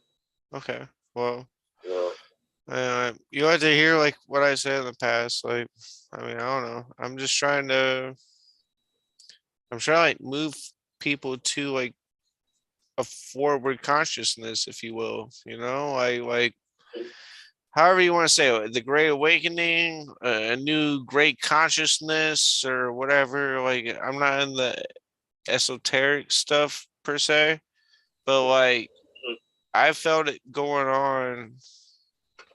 Even even when I was a kid, I was like, "There's something wrong with this place," you know. Like, there's something wrong. Like, something's off here. Like, so There were certain maybe that's why I've been like kind of abusing alcohol a little bit, especially like knowing that, then like in viewing all the things that I've seen that have happened with like all the research. Perhaps that's why I drink a little bit more than some should. Can't really say I'm an alcoholic. I don't really like drink like every day, like or to just get to like to that obliterated level. But I also broke my leg, so it kind of helps pay. Ouch. Anyways. Oh. Well, you know what I'm saying? Like, so like I hope you heal up very quickly. Thank you, sir. We all have to, we're on this journey and we have to learn what, you know, what moves us forward and what doesn't, you know. You know, sometimes, you know, it's not unimportant to go through the bad times, you know. I understand. Very important. And we have to learn. We learn from, think how much you learn from the bad experiences you've had, you know. That's been a good 3-year experience for me. Yeah. Like, wow. I mean, you know, that's the kind of the point I make about this, what we're going through now. This is all for us, you know. We're experiencing these crazy bad people, and of course, other people are too. And this is all helping us. You know, you don't want to get in their path, but you know, we are seeing what happens if you're not vigilant. We see what happens if you kind of take your freedom for granted. Yeah, straight up. I agree completely. We're learning a lot of lessons ourselves. Yeah. Make us better I think like I don't know, like if you guys even watch Salty Cracker or whatever, but like if Salty Cracker was saying like, yeah, you know what I mean? Like, look, these people are doing it to them fucking selves. Like it's like like these normies are gonna start waking up. You know what I mean? Like these normies. That's what I call them almost Oh, yeah. myself. You know what I Yeah. mean? Just these Yeah. people that just like walk almost around like zombies, like Yeah. well, I just go to work and I just like watch the news and I just try to raise my kids and everything else will be okay. Like they're like zombies or something, dude. Like, Yeah. do you see what the fuck's going around you? Like, man, like you gotta look at these facts, man. Like something. Like you just like living life to life like this, but under Visa in your bank and like in your company and like in your kids, and that's all you do. That's all you do every day, and then like sit home and like watch fucking Disney Channel. Yeah. Man, Yeah. like look, there's more to life than like that. You know what I mean? Like creating an alternate. It's a dangerous situation. But that's why we're all creating a whole new world. We're creating new ways of doing things, new shows for people to call in on, and all these kind of things. Right. Yeah. And staying Just connected. thought too. Just We're staying connected. Yep. talked with a lady about 2 years ago before all this, right? Just at the very beginning of the pandemic. Fake pandemic. I was trying to, and she was a very left-leaning person, and she was at that time was going to vote for Biden, and I said, well, you know what? I told her what's going to happen, including the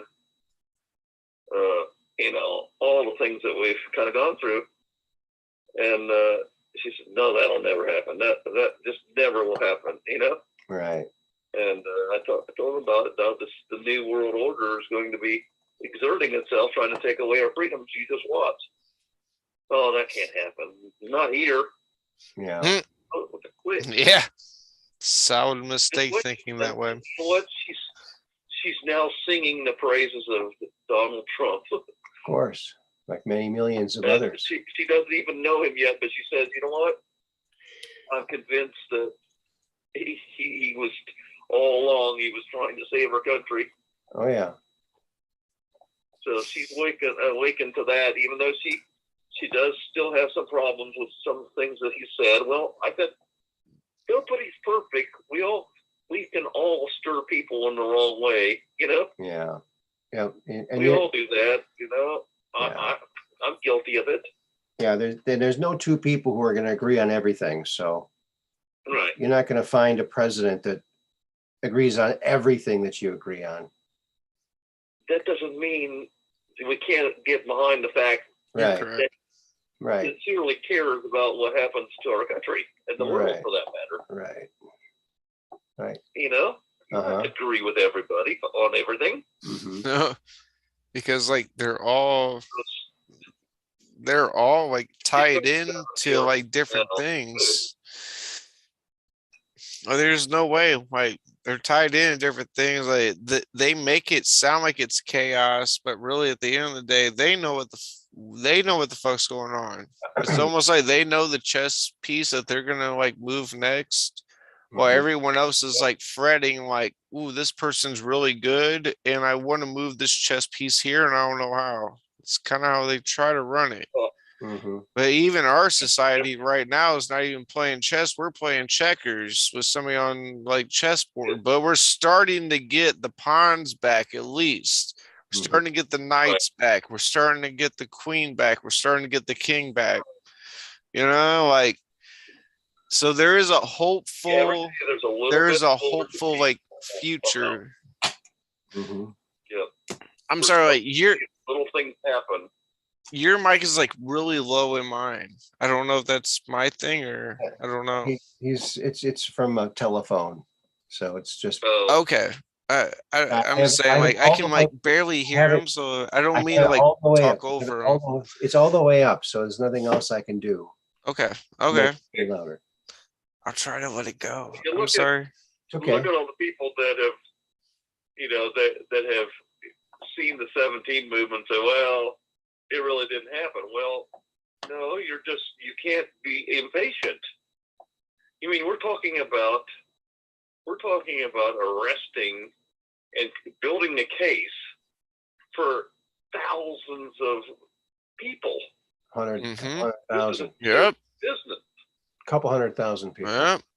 Yeah. Yeah. And a messed up Serious business. you know. And it's got to be It doesn't done. happen Yep. overnight. Right. Yeah. You know, even I hear people like BCP, even it kind of makes me a little aggravated at times because he sounds he casts things in a kind of a fearful light. I said, you need to have hopeful light, put it out there, you know, even if things don't look so great at the time. Well, I think he does a good job. I think he does a good job of evening things out. Sometimes He does a pretty good job. I'm not trying to be overly critical here. I'm just trying to say that every once in a while it turns me off a little bit, and I can see why people say, "Hey, you need to be more upbeat," you know, because there are good things happening, you know. Mhm. Yeah. Yeah, Right. no, there is good Little things bit happening. Like definitely like the awakening. Like I don't know exactly what caused it, but like I felt like I was almost like alone. Like once I started learning that like things aren't everything that they say they are. Mhm. You know, like we're being lied to. Mhm. Like even like from like history and politics and science and everything. Yeah. And I was like, dang. And I really tried to like try to tell other people, but they were just so like avoidant of it. And I'm like, why though? Like there's all these facts and there's all these different like resources that tell you that it's wrong, but you're like not seeing it. Like if you say you trust in the science or something, like trust in the science wasn't a saying back then. But I'm just saying like, you know what I mean? But they were like kind of science based. And it was kind of like, man, like Science, it's just their why science can't you bad. like why can't you at least see it then? Like if you're science based, it's Dude, just an argument of facts. Dude, they're not going to see it. And here's an example. And this was before any of this happened. A few Okay. years ago. I have a friend I used to work with, and he's a very smart guy, very, very smart guy. And we were outside, and I said, "Oh wow, look at the chemtrails." He goes, "Those aren't chemtrails. Those are contrails." I said, "No, they're not. Contrails dissipate. Those aren't dissipating. Yeah, Can't you see it?" He goes, straight up. "I don't see it." So he couldn't I agree. even see it. It's right in front of his face. So people can't see it, and they're not going to see it till they're ready. And each person has their own different discernment and ready time that they're going to be ready. So anyway. And it's difficult for everybody. I mean, I look at what I had to go through. It's like, you know, it's crazy. The first there's denial because everything you've known suddenly gets ripped away from you. There's people that you trusted for the evening news. You realize nothing they're telling you is true. Right. And you're like, and you start thinking about your whole life. What has it meant? You know, it really forces you to really think a lot about what life is about, who we are, why are we here, all of this stuff, which is what it's supposed to do. Oh yeah, how long ago did you start again? Like, let me just ask. Well, I mean, there's different levels of awakening, right? I understand, but like, community in the past, well, many years ago, but but I had the greatest part of my awakening when basically right at the time that Trump started running for office, right? Nice. So like 2016-ish. And at the time, Okay. I was a Bernie fan, and I was hanging out with my Bernie friends, and so I kind of knew. I won't lie, like I kind of like Bernie for the first one. Like when the first time he was gonna run, not in 2016, it was something else. Yeah. Attractive thing. They're attractive. Like when he was like trying to run against Hillary or something, or something. It was like he was running against another like 2012 election or something, I believe. Anyways, go ahead. I'm sorry, I didn't mean to interrupt. Well, anyway, so Hillary. We were having these discussions, and we were all never Hillary because we That's what impressed me about the Bernie people that I knew. They said they liked Bernie specifically because he was anti-establishment at the time. Mm-hmm. Okay. Yep. When we knew that we needed some kind of major change, we could all see it. We all Yep. knew that there's something wrong in our system. We had to change it. Yep. And we were confused in many regards, of course, but we also knew that we did not want a warmonger. We also knew we did not want corruption, and that's why we could not vote for Hillary. Yep. Never Hillary from the start. Okay, Dude, honestly, like the first election, like I was kind of more for like Bernie than I was like Trump. But then they decided those two, and I was like, I had to go with Trump. That was kind of my voting status too, honestly. I'll be honest. I mean, Bernie kind of won me a little bit because he like, except for no, like let me just say it for like the public record. I'm not all down for like all the socialism type like politics that he had in store, kind of like in his thoughts in it, but like some of the stuff really sounded good, you know. Right. It was like helping the American people. We're gonna like build America back. Same thing as like Trump did with his slogan, almost like make America great again. He was doing the same thing. But if you look at both of their pasts, Trump was very successful. Yeah. And Bernie never did anything. He never even had a job, except yeah. I know. That's it. I understand. That's it. Yeah. And I'm just saying, like, well, that was like the option of like he was the voting option before Trump, and then there's the Trump. Like I said, I voted for Trump both times. I'm not scared to admit it. I'll tell everybody. Look, I voted Bush for like second term. I voted Bush second term. I voted Obama for both, and then I voted for Trump both. I ain't scared to say it. Look, I voted like Republican and Democrat. I'm not left or right. I want to see fucking our country go into a good session. Yeah. Like, you know? Yeah. When I first supported Bernie, it was like from the perspective of it made sense to me that we, the citizens, we, the people, should have the right to be able to say that we want decent health care, right? It shouldn't be, whatever the system looked like, it should not be so expensive that the average citizen could not afford it, okay? And that made sense to me. Now, of course, the more I knew, the more I learned, of course, the more I realized the problem is not in wanting something better. The problem was giving over the power to decide all that to the federal government, because it's a control. When they have total control over you, they will use it. You know. Like an emergency, real quick. Oh, pardon? I'm saying like an emergency call or something. I'm saying with what he was saying. Oh.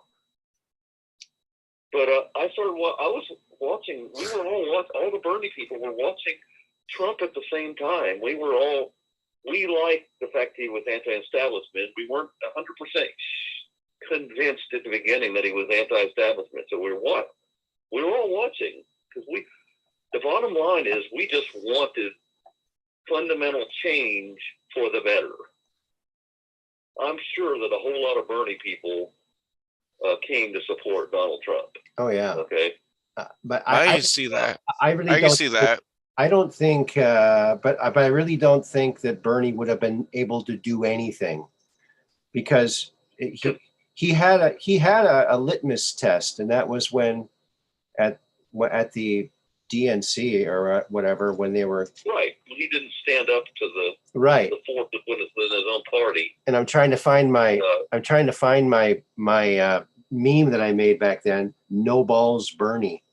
where he says, I didn't even stand up to Hillary. How could I lead anything? Well, that did Yeah, come fair enough, though. Oh, they said, hey, wait a minute, fight for it, And then when he didn't really fight for it, He didn't. they're all thinking. No, I mean, like, honestly, Yeah, if he won't fight for himself, he's not going to fight for anybody. Yeah, in 2016, I probably would have voted for, like, if the Democrat Party voted for Bernie, I probably would have voted for Bernie over Trump. Because I was like, Trump, I was like, I don't know, man. Like, this dude's like a celebrity. He's never been in politics at all.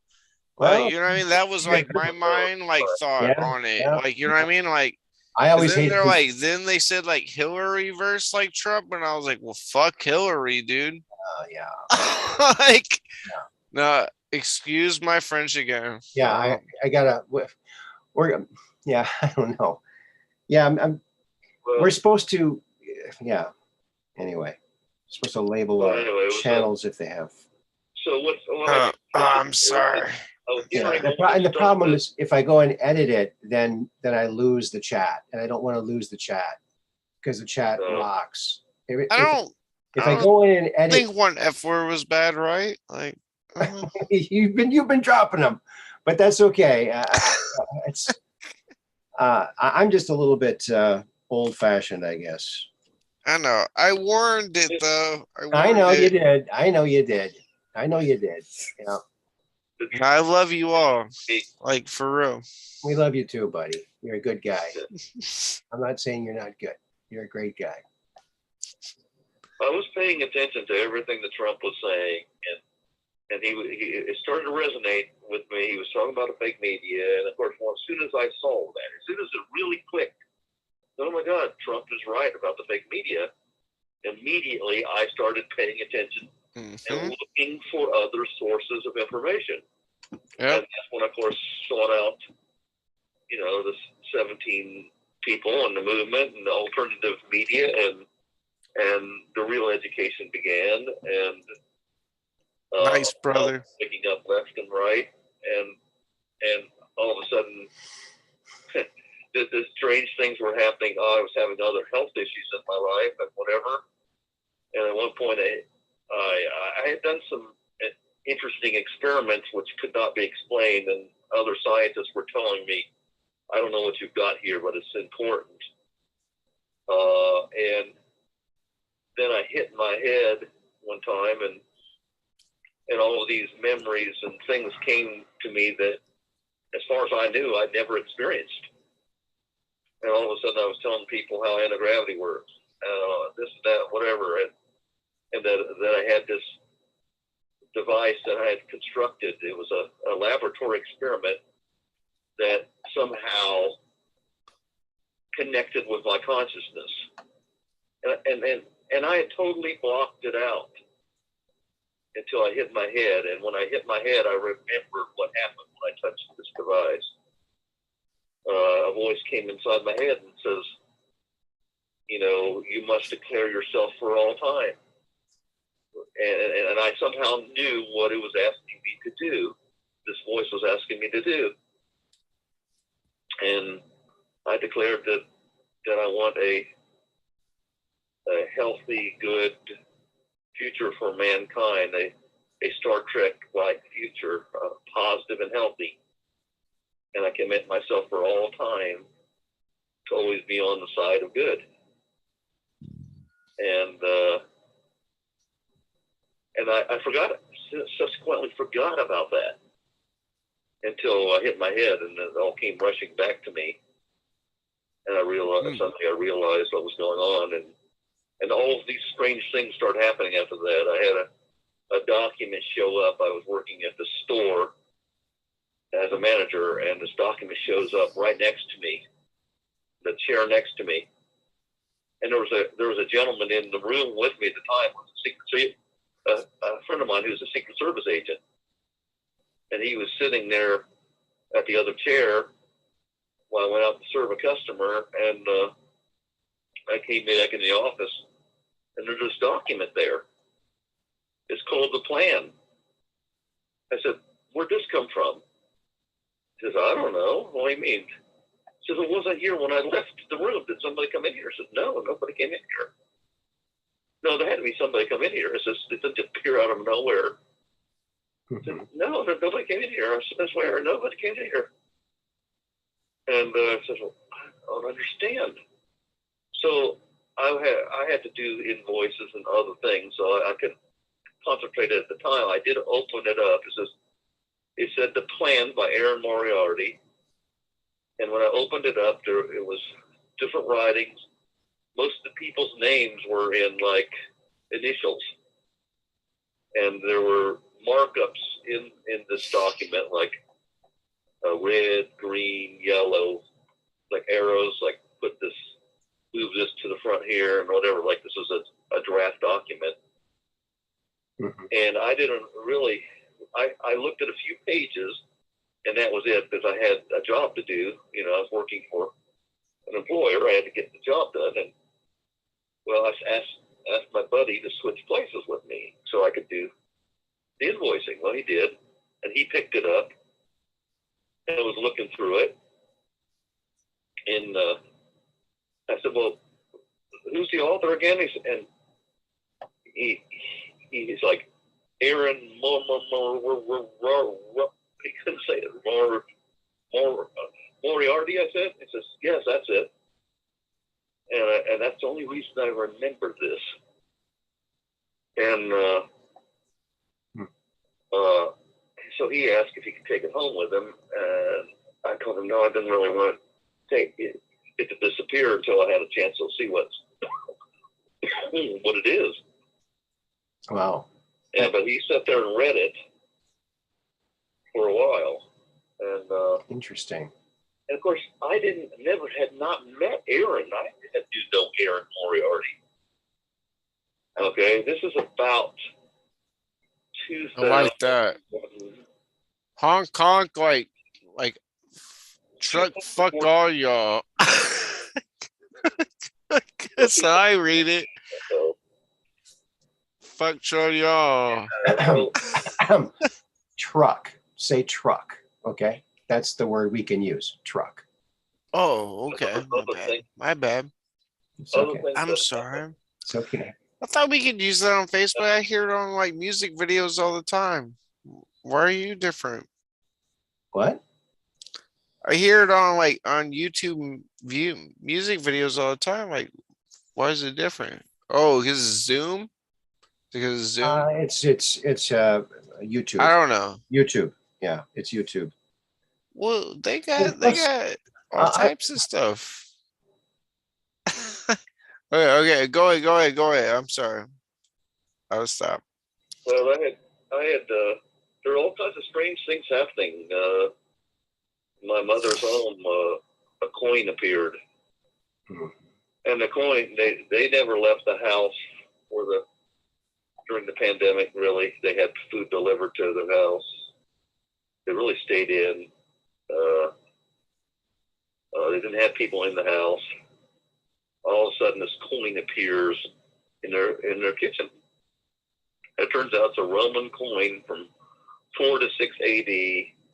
It's worth quite a lot of money. It's actually, they put in this, a security deposit box.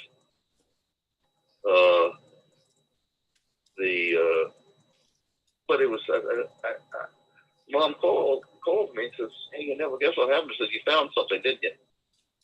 She says, "Yeah, how did you know?" I says, "It's a message for me." And I had to explain to her what this is all about. You imagine explaining to your mother that you think you're a time traveler, and what you're here for, and you imagine the initial response you get, right? And but there were things she added to some of which I can't go into here because there are other things where it was obvious someone within the government was trying to keep my identity hidden. Okay, there were powerful people who had done things to my identity to protect not just me but my family. Okay. Okay, I won't go elaborate too much on that at this time anyway. but she even knew things about how her identity has been protected that I did not know about.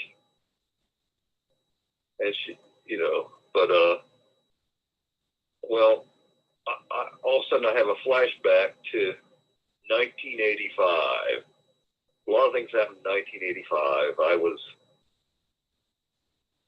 went on a job interview to Chicago, and a conference in Chicago, and I met this guy there hanging out. He was kind of a big name at Research Triangle Park in North Carolina, and we were both dressed up, because we had interviews. Well, he didn't have an interview; he had a business. And I get done with my interview, and he says, "Hey, what are you doing after your interviews?" I said, "Well, I'm going to hang out down here, find a restaurant to go to eat someplace, and then I got to head home." And he says, "You mind if I hang with you?" I said, "No, I don't mind." And so we did that, and we went to Gino's East Pizza. Really interesting experience if you've never done that. It's tucked out of the way in downtown Chicago on a side street. It's a deep dish pizza, Chicago style pizza. The pepperoni pizza has one solid slab of pepperoni over the entire pizza.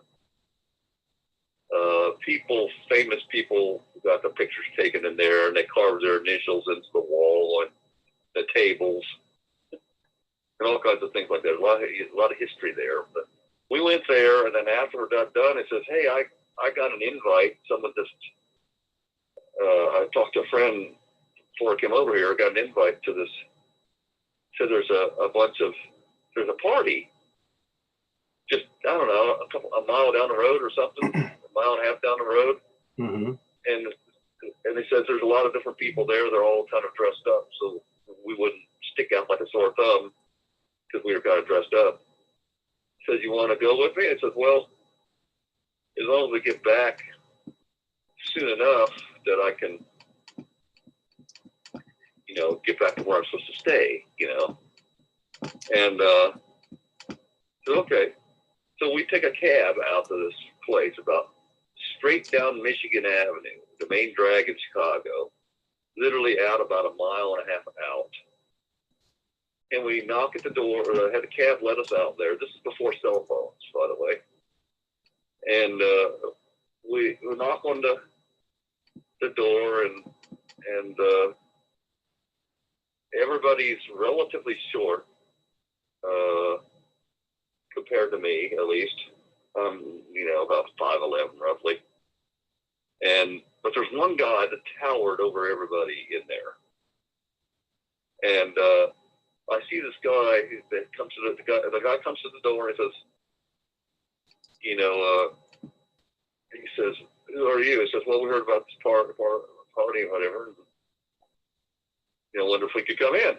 And he said, "Well, hold on a second." So you see him making it through the crowd, and he goes to this tall guy in the room, and who I'll tell you that at the time I didn't know who it was, of course, in 1985, but it was Barack Hussein Obama. Wow. Okay. Wow. He looks up across the room, and of course he's about a foot taller than the other people in this room. And he comes over, makes his way through the crowd, comes over, and he says, and I'm literally standing a foot away from him. He says, "Gentlemen, can I help you?" I said, "Yeah, we heard there was a party down here, and we, we're told it was an open party, and we thought we'd show up." He says, "Well, gentlemen, I'm sorry, but you'll have to leave." He says, "Could we use a phone to call a cab?" I said, "No, I can't do that." And I said, "Come on now, it's cold out here. It's just, Mm-hmm. it's in the late fall in Chicago. It's pretty darn cold." Mm-hmm. And we have suit coats on, but that's still doesn't provide much warmth. I'm sorry, I can't help you. And in my head at that time, I said, and I almost said it out loud, it says, one day your name will be synonymous with treason. Ooh, yeah. You told him that? That's what came to my mind. Just a voice in my head said that. Mm-hmm. And I almost let it out loud, but something inside me said, if you do this, your life could be threatened. Yeah, yeah. So don't say it. Right. But as soon as we left there, the guy I was with, I told him what happened. I told him Mm-hmm. the voice that came in my head. Mm-hmm. I says, I don't know who that guy was, but he's evil. Mm. And he agreed. He nodded. He says, yeah, I got that vibe too. Wow. So we had to walk it's literally straight down Michigan Avenue. I could go there today, show you where his house was, his apartment. And we walked a mile and a half back to downtown. A very cold time. It's probably 20 degrees out. And we walked. We were relatively warm just because we were walking a lot, Mm-hmm. And we got downtown, and of course, in downtown Chicago, if you got a suit on after dark, you stick out like a sore thumb. You have to watch out. You have to act like you belong there, because otherwise, the hoods are going to see you as a target. Now, they also know that they're undercover police people, so Mm-hmm. you act like you belong there, and that you might be an undercover policeman, Wow. and they'll kind of restrict what they do, Mm-hmm. They'll still come up to you. They'll still kind of say, hey, buddy, you look like you don't belong here, and this and whatever, and look for your response. If you show any sign of weakness, you're in trouble. Mm-hmm. Okay? Right. But we knew that. I knew that, so I knew how to behave. And well, that's the first experience. I made my way home that evening, and well, then along came, I had a bunch of friends. We all decided to go out to Times Square for New Year's. Okay, so we decided to take off a couple days early. Some of my friends had relatives that were in Atlantic City. So we stopped in Atlantic City on the 30th of December in 1985. And we met with those folks, and they wanted to spend some time together. So we said, well, let's walk over to the casino. The casino was only a few blocks away, the Trump Casino. Mm-hmm. And we got over there, and we looked inside and whatever, and we actually walked inside, didn't spend more than about 5 minutes inside, so we really don't want to gamble right now. Let's go. It was a warm breeze coming off the ocean. We decided to walk along the southern shore of just south of the casino. There's a boardwalk. We're going down this boardwalk, and this is probably about, 5 in the evening. Right. And there's this little building. You only go about 1/8 of a mile down. There's a little tiny building on the right-hand side. It's got one big bay window if you're looking at it on the left-hand side, and a red door on the right. And it was no lights on. And this thing's only about maybe 15 feet wide by 20 feet deep. So not a very big thing, right? Mm-hmm. And it had a little mini boardwalk connecting it to the main boardwalk. So it set off the boardwalk about, 15, 20 feet. Well, I'm telling you about that because it'll come important later. So we're walking down that boardwalk and just going real slow. There was myself and 3 other people.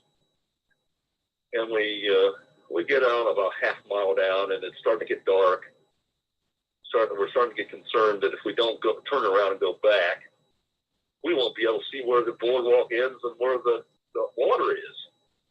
Mm-hmm. It'd be dangerous to walk back, right? Mm-hmm. So we turn around and walk back, and we picked up the pace a little bit so we can get back while we can still see. and I'm ahead of everybody, we're just cutting up a little bit. And I see there's a light on in that little building. So I'm curious. So I'm kind of run ahead a little bit on the boardwalk, and I'm looking, peering through the window. I said, "Hey, there's Donald Trump in there." Mm-hmm. And he's with Marla Maples, and it looks like they're in wedding garb. And my friends are now caught up with me at this time, and all of a sudden this voice in my head comes to me, and I run to the door. I throw open the door. I give a big thumbs up with my right hand, and I yell, 17 at the top of my lungs. There you go. 17. Yeah. And these people turned around. There's one guy close to the door who looked at me, and I saw Donald Trump. I don't know if he heard me or not, but I saw him nod. He could have been nodding for something else. Mm-hmm. But other people in that room, of course, heard me and looked. Mm-hmm. So there's a lot of other witnesses to that day. Mm-hmm. Wow. And what happened? Of course, all my friends, I closed the door, and my friends were standing there, and says, "What the hell is 17? I says, "I don't know." A voice in my head said to say that. And they're all kind of looking at me like, "What the hell's wrong with you?" Yeah. Well, and so I did an explanation for them. I did. Well, I think that if that voice in your head ever starts giving you like 5 or 6 numbers, go get yourself a lottery ticket and use those numbers. That's all I can say. Wow. But see, these are some of the connections that were starting to happen that I had no idea why. Mm-hmm. And it wouldn't be revealed to me till later. So, Mm-hmm. And I have those friends, of course, are eyewitnesses. And there's other things that happened later on when we got to the Times Square that are memorable and can prove that I was there and this and that, whatever. Mm-hmm. And I don't want to go into because it would out me. Okay, well then don't. I have to say something here. Q Trendsetter just sent me a very, very generous donation on Cash App. Thank you very, very much for my computer. And he says there's more coming. So I just don't know what to say. Thank you so very, very much. You rock. And James Rohrback, I did get that file opened and I did share one of those memes. So there, I got that done. And hello to everyone in the chat. And thanks again, Q Trendsetter. You rock. Man, now I'll be able to get a new computer. Yes, yes. Cool. Yeah, I'm excited. That's so fantastic. excited. I know it. I mean, wow. You guys blow me away. I mean, you guys are so awesome. You know, everyone in the chat, I love all you guys. They don't realize how awesome they really are. I know it. I've been trying to tell this story about, I'm not joking when I tell you that the consciousness that comes from your channel, the people on your channel, is extremely important in why humanity wins this battle. So I just know it is. And this is kind of a knowing thing. And your name is on the plan for a reason. Wow. Okay. I know it all sounds like crazy stuff. I've had to deal with that myself. You think it was easy for me to accept that I might be a time traveler? It was not. You know, I was a rational thinking scientist. This didn't make any sense to me, you know? Yeah. What the heck is going on with me? You know? Why are all these things happening? Why are things appearing out of nowhere? You know, why am I suddenly know things that I didn't know before I hit my head? You know? Yeah. Talk about knocking sense into you, huh? Well, I didn't. you don't know who to tell. Yeah. Can you tell your best friend? What is your best friend going to think? Well, Can you tell your mom? Or your dad? What are they going to think? you tell Aaron on the Truth Quest because we're just downrange of strange, where the outrageous is contagious and the paranormal is the new normal. So there you go. That's where you tell it. Well, I didn't even know. See, I came to your channel before this happened. Right. Oh, really? Before you hit your head? I didn't know about. Well, I mean, I had actually seen the document, but I didn't remember your name being on it until I was on your show, and all of a sudden you said, "Oh, it was Andrew." Andrew was the trigger. Andrew was on your show, and he was talking about seeing your name on a document, and right then it came to me. Yeah. I remembered what my friend had said, and then if my friend hadn't stuttered over your name, I would probably not have remembered it. Right. Wow. That's awesome. And but that's how this memory stuff works. All of a sudden there's some kind of connection, and you a little bit more comes out. And then started realizing I was looking at the drops, and people weren't talking about things. I said, "Well, don't you guys see it? I mean, don't we see? Well, see what? What are you talking about?" So I see the coded messages in this. You don't see that? You don't see the 8, 7, 6, 5, ... You don't know what that's telling you? And then you don't see the, 5, 1, 6, 2. You don't know what that is? You don't see the Q space 30. You don't know what that's saying? You don't know that buried in where we go, when we go all? Mm-hmm. It says Q30. Nobody was seeing that. There are people who were waking me up. They're actually, all the patriots were waking me up as much as anybody. Because I remember Tom at True Reporting being one of them. He was mentioning things on there. I said, "Well, what's this? This is like a week after January 6th or something." Says that this post came out. Says, "What's this Q30? Does that mean in 30 days something's going to happen?" Or and that got my brain going. And all of a sudden I realized, I started seeing the code. I started seeing all these things, and I was a little bit afraid to come forward. Yeah, I bet. I said,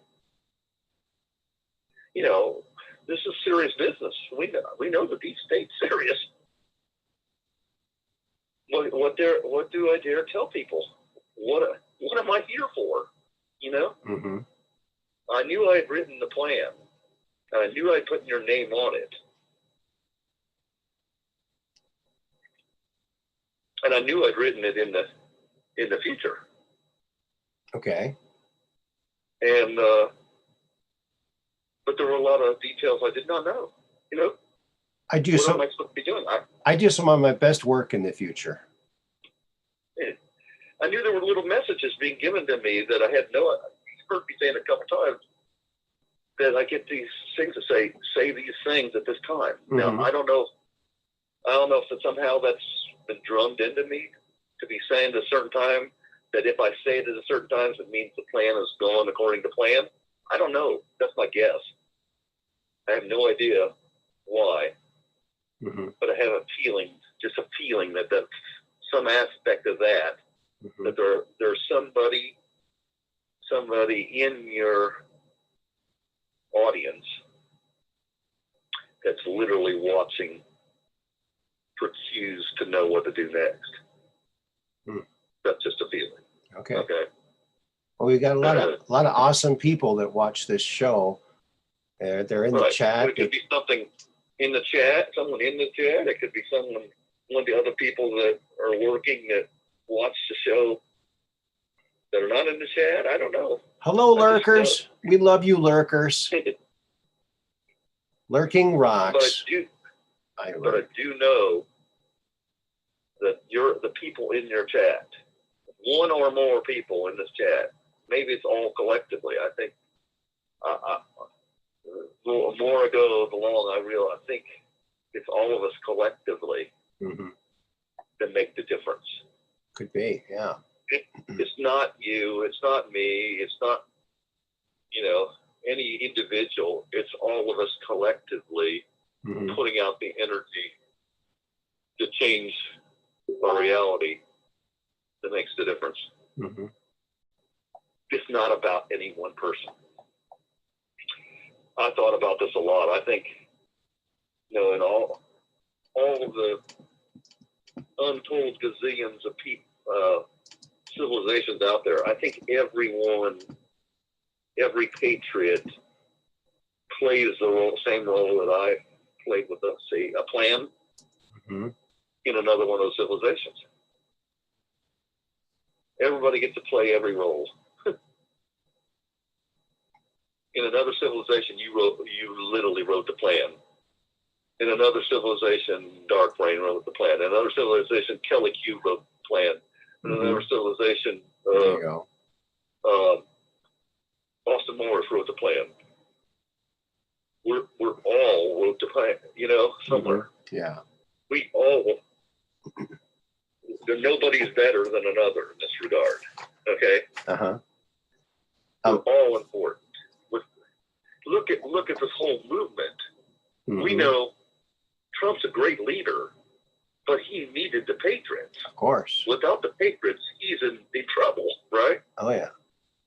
If he stood up and the patriots didn't, imagine where he'd be. Right? And vice versa. We needed him. And it's much bigger than that. We need each other. Right? Where we go one, we go all. Where we go on, we go all. I want to show everybody something. Are you done? You got another thing to say? No, I'm done for the moment. Yeah. Okay. Anyway. I dug this out. Thought. I dug this out of my stuff.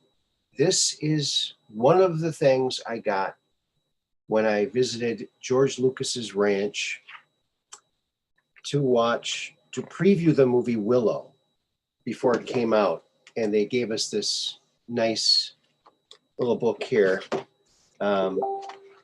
It's really cool. It says, it's got this picture, and the other page it says, what is real and what is not. Okay. I think this is pretty cool. If you remember the movie Willow, okay, here's Willow, and there's Val Kilmer as Mad Morrigan. Yeah, great. I think that was his best role. He rocked in that. Yeah, it was fun. And here's the girl he fell in love with. I think they got married. Saoirse. What is light and what is dark. There she is, Saoirse. So I love that movie. it was a great movie, and it was the first movie that they actually did morphing in, computerized morphing. They actually did a combination of physical morphing and digital morphing. Here's the Nockmar Castle, which I think looks like meat tenderizers. But so that was cool. Well, remind people of what role you had in that movie. I worked at Tonka Toys as a designer in the new product development group, and I was working on the second year Willow toy line. And so that's why I got, let's see what it says here. What is good and what is evil. Okay. And there's Willow with the cute little baby. Oh. Actually, they're going to have a series now. They're working on bringing that out as a series, which I'm really glad about. And so, yeah, I got to go to Lucas Ranch, and all these pictures, they're pretty spectacular. It was an epic movie, and it was a really big hit at the box office for the first couple weeks, anyway. And there's Ron Howard and George Lucas and You know, there's all the midgets, you know, and I found out why George Lucas uses so many midgets in his show. Did you know why? In his movies. Because they work. Like there's a dad joke coming here. Because they work for half scale. Oh, yeah, that's right. I can sense these things coming. You can sense them, yeah. That's a cool picture of those two. But yeah, it's a fantastic movie. And while I was working at Tonka, now the movie wasn't out yet, so we were working on the toy line. And we needed something to look at because the movie wasn't done yet. So I got this from a guy I worked with, Jerry Benicasso in Tonka. All right. And on the back, he wrote on the back, Aaron, scrap on Willow, please hold on to. Jerry, I'm still holding on to it. But Cool. in here are 8x10 some black and white pictures from behind the scenes. Now there's Mad Mardigan, of course. What's his name? In the background, you can see his double with the blanket around him. And so there's all kinds of pictures, so we could get an idea of what to make the characters look like, what their costumes were, you know, so we could make accurate toys. But all of this is, you know, I think was supposed to be returned, but never was. No one ever got it from me, so there you go. I still have it all. So there it is. Look at that. Isn't this fun? That's great. Yeah. Let's see. Oh, here's where the epic battle with Bavmorda and what's her name? Bavmorda and I can't remember the other gal's name. She was a sorceress. Here she is. Yeah, she was great. She was the one that was teaching Willow some incantations to change her from a crow to a human. But in the meantime, she changed into a goat and a lion and an ostrich. And that's the morphing that went on. That was the first morphing movie. Wasn't there an evil being in that movie looking through some kind of a window and seeing them or something? Or am I remembering a different movie? I think you're remembering Wizard of Oz. No. Maybe there was. It's been so long since I've watched it. Yeah. Here's I'm trying to remember what the guy looked like. it was a well done movie. It was a very well done movie. And there's slides and all kinds of stuff. So I got all this stuff. It's probably worth some money. Here's Sorsha and that other female sorceress.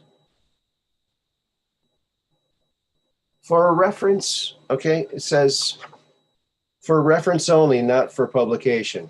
It's not for publication. I'm not publishing it, I'm just showing it. So there you go.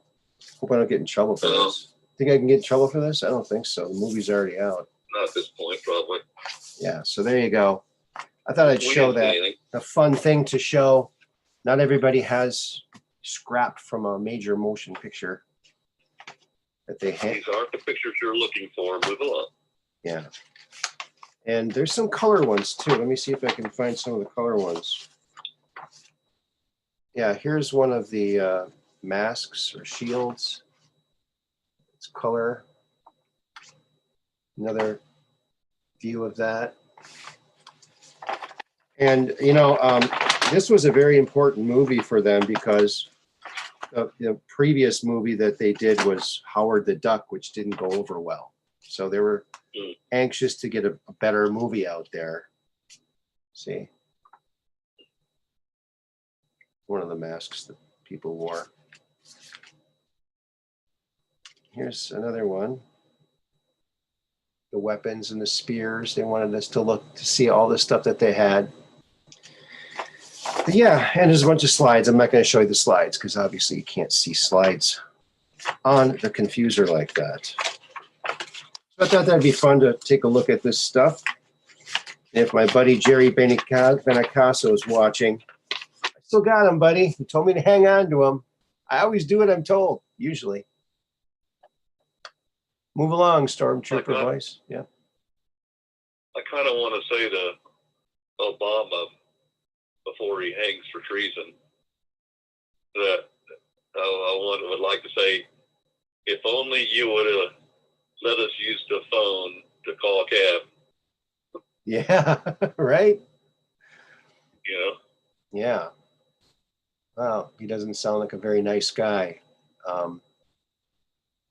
He was very professional. You got to, he had a good presence, certainly. You know, he acted. I heard he was taking acting lessons on how to be an intelligent Black American because he wasn't very intelligent. I mean, he came across with a good presence. It's just he also came across as being totally uncaring and unsympathetic to anybody. Right. Right. I mean, what would have been the harm to let us use the phone, or what can he call? I even asked him, would you call a cab for us? Yeah. And he wouldn't do that. Wow. What kind of person will not help in that, you know? That's obviously someone who's it's terrible. You know, not service to others. Exactly. Certainly. Right. You know, else that Obama did that was a bad thing was they got rid of the background checks for people they brought in for their cabinet and everything. It's like, what? That's how the Omar brothers, the Anwar brothers got in there without background checks. So, man, wow. I wanted to share a couple things from the other night. I was listening to some of these. Sometimes when I'm unable to call in, I don't get to see your channel till later when I watch it. But I noticed that there were different people having different issues with.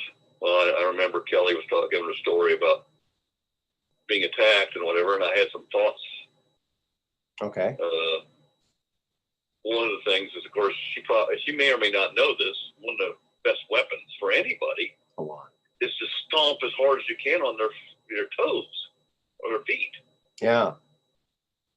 Yeah. And then if that doesn't work, well, immediately after you try to stomp on their toes, you take and you kick them in the knee from the front with all your might. There's another place you could kick a man to drop him and just kick him in the nuts, right? But they're expecting that, right? So by hitting him those knees, they can only go one place, that's backwards. Your knees don't bend, you know, you're doing where they can't bend. Mm-hmm. It pushes them straight onto the ground. Mm-hmm. And I got some of these tips from my friend who was a Secret Service person. We actually were making a test strip that would test 3 or 4 different illicit compounds that were used on college campuses, like date rape type things. Oh my God. And we're making this test strip that could be used, and we were getting bars and whatever to agree to have them available for anybody who wanted to test or drink. And the key was trying to get the cost down. We were trying to get it down so that it cost no more than a quarter a piece for these test strips. And it would test for 4 different compounds at the same time. Uh-huh. And they could just dip it in their drink, and of course most of the bars we talked to were willing to subsidize the cost of that, but just to have as a public service to their patrons, you know. Mm-hmm.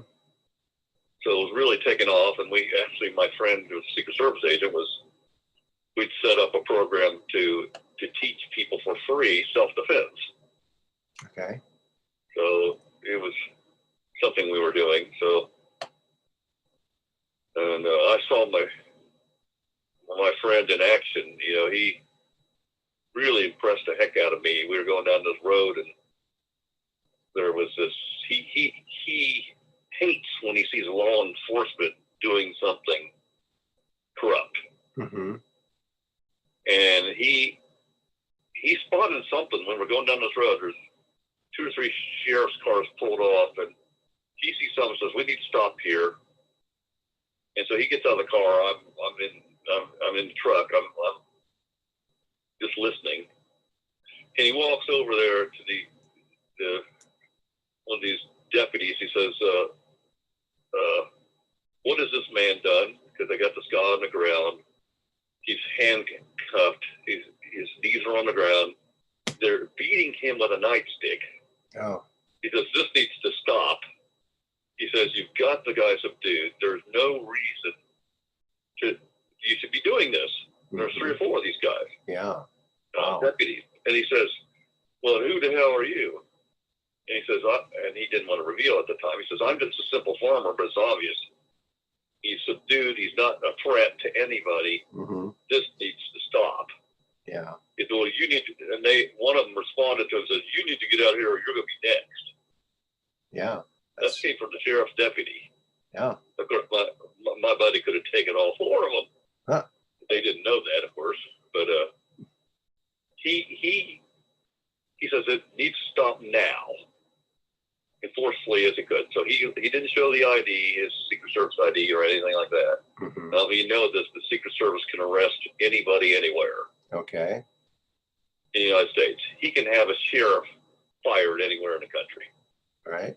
if they're not doing the job. Okay? Okay. So he calls the local sheriff, says, "This is what I just witnessed. Some of your people, I saw these identifications on the back of their vehicles or whatever." I said, "Something needs, someone needs to be accountable here for this, He says, "Yes, sir. As soon as I get the tapes and whatever, I'll give you a report no later than tomorrow morning. Mm-hmm. I have to bring these people in, find out what happened, see the tapes for myself, and then I'll report back to you." But he got back to them and said, and told them what discipline was going to happen to these people. Mm-hmm. Wow. But he's very serious about, impressed the heck out of me in integrity, Mm-hmm. to do that. But he was a positive influence. Now, when I first met this guy, before he became a friend, there were people saying this. They don't know why they got this vibe that this guy was there to keep an eye out on me. So, well, where are you getting this vibe, and what do you think he's keeping an eye out for me for? And they said they don't know. It's almost like he's here to protect you for some reason. And I had no idea what that was about. I don't think he was part of a team, but it might have been. He might have been part of God's plan to protect me. Mm-hmm. Where it's a case where he doesn't know. He's just a good friend, and Mm-hmm. Wow. It was a sad time for me because he died. Oh boy. I told him Sorry about that. this is probably 3 or 4 years prior to the pandemic, and I had this. When we got together every Tuesday night to watch Gunsmoke and Moonshiners and all these things on television, Mm-hmm. and we put 3 or 4 pounds of chicken wings into the oven and start them cooking, and we'd have a good time just watching, getting together and socializing and watching TV. And at this one point, he's saying, talking about getting a vaccine. I said, "Don't do it." Yeah. I'm not going to say his name because I don't want to cost him. Oh, we can't say that word again, remember? Oh, sorry. That's okay. Okay, it says, it's the name's Steve. I just revealed that. It says, do not get more than one of these things at a time. because I had a vision in my head. I said, I see if you do this, if you get more than one, you're going to die. Mm-hmm. I said, you promise me you won't get enough, more than one of these things at the same time. Mm-hmm. And so he promised me, but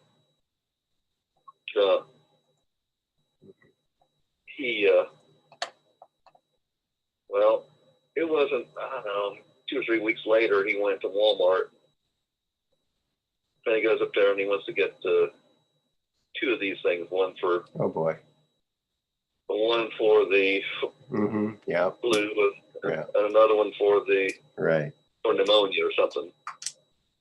And he says, he's asking the question, the pharmacist says, is this safe? He says, oh yeah, you can take more than one of these at the same time. Well, so my buddy said, don't do it. It's dangerous. And he says, well, he says, no, it's okay. You don't have to worry about it. A week later, he's dead. Wow. That's so sad. His heart went into arrhythmia. Well, I've since learned, of course, that specifically the one he had might have been one of the early trials of the current virus by the current walrus. So I don't say that word. Mm-hmm. That they were actually the lady who had dated Lee Harvey Oswald. Mm-hmm. She was on the Patriot sites telling people that they released that as in the flu vaccines long before the pandemic. Mm-hmm. Okay. Uh-huh. Yeah. They were testing it basically. Mm-hmm. And my buddy died. He died. His heart rhythm would not maintain itself. I saw him on Tuesday. By Friday, he was in the hospital. Oh boy. They had to stop his heart completely. Basically, he was dead, and then they had to start his heart again.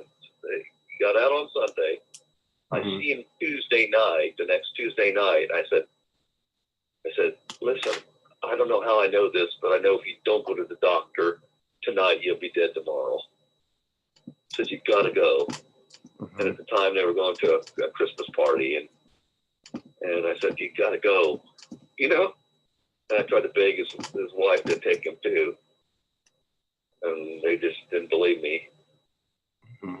And the next day, I was actually traveling to visit family, and I got a call from his wife saying that next morning, about 10 in the morning, he was on his way out to the door, realized there was a problem, and he was trying to make it out to the car, and he collapsed, and he was heavy enough, she couldn't get him into the vehicle. Right. Wow.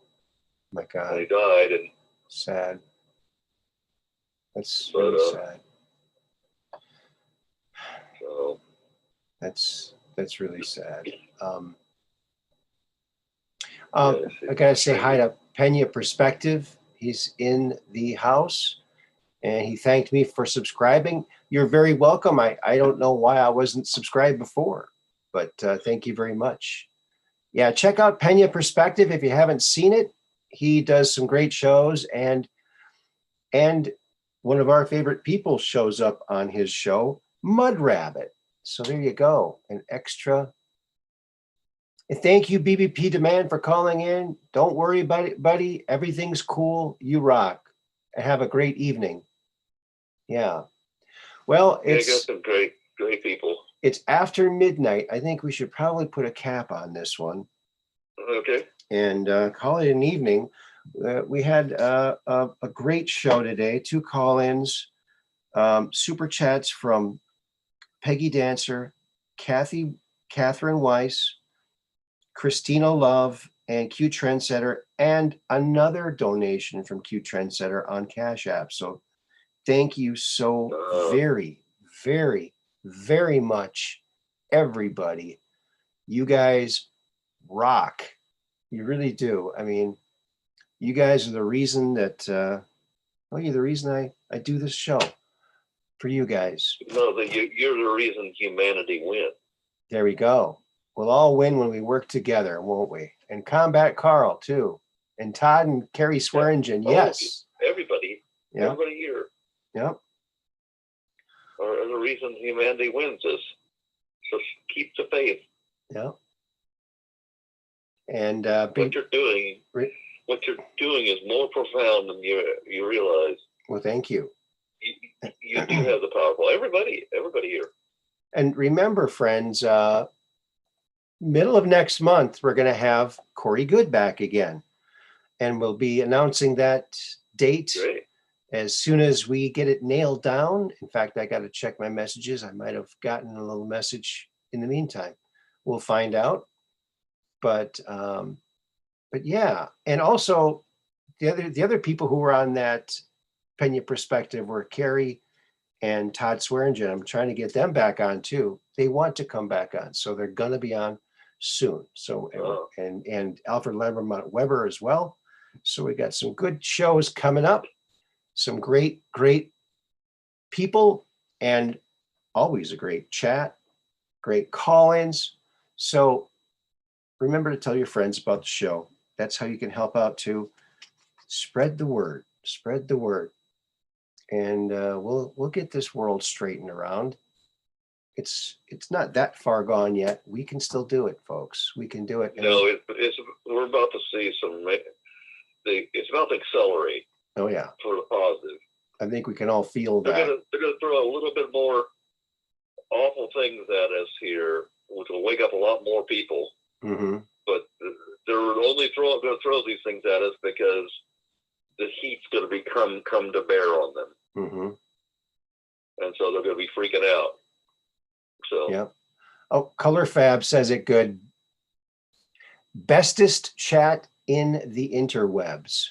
Yeah. Interwebs. I call it the intronet. Interwebs. I like that.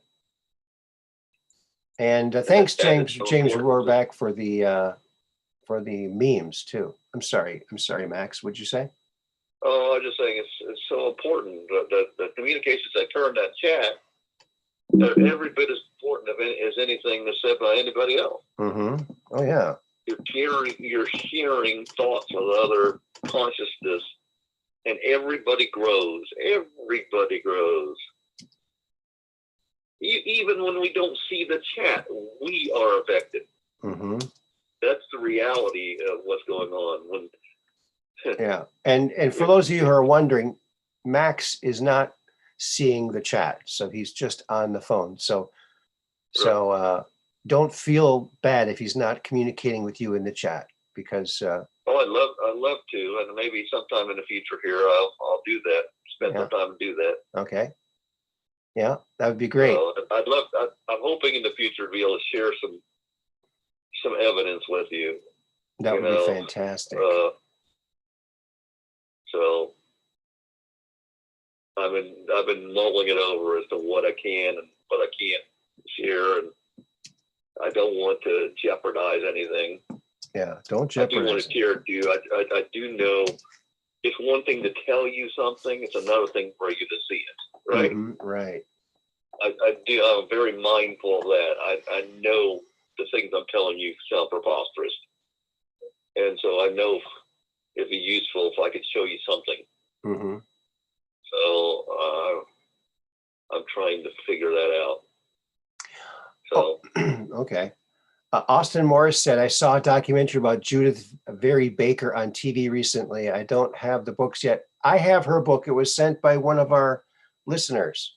So I have her book. And she's been on Red Pill 78. So go check out Red Pill 78 on Twitch, on Rumble, and all the different platforms. So go check that out, Austin. He was on Tom's site too, I think. That was Austin asking about that. So there you go. Yeah. All right.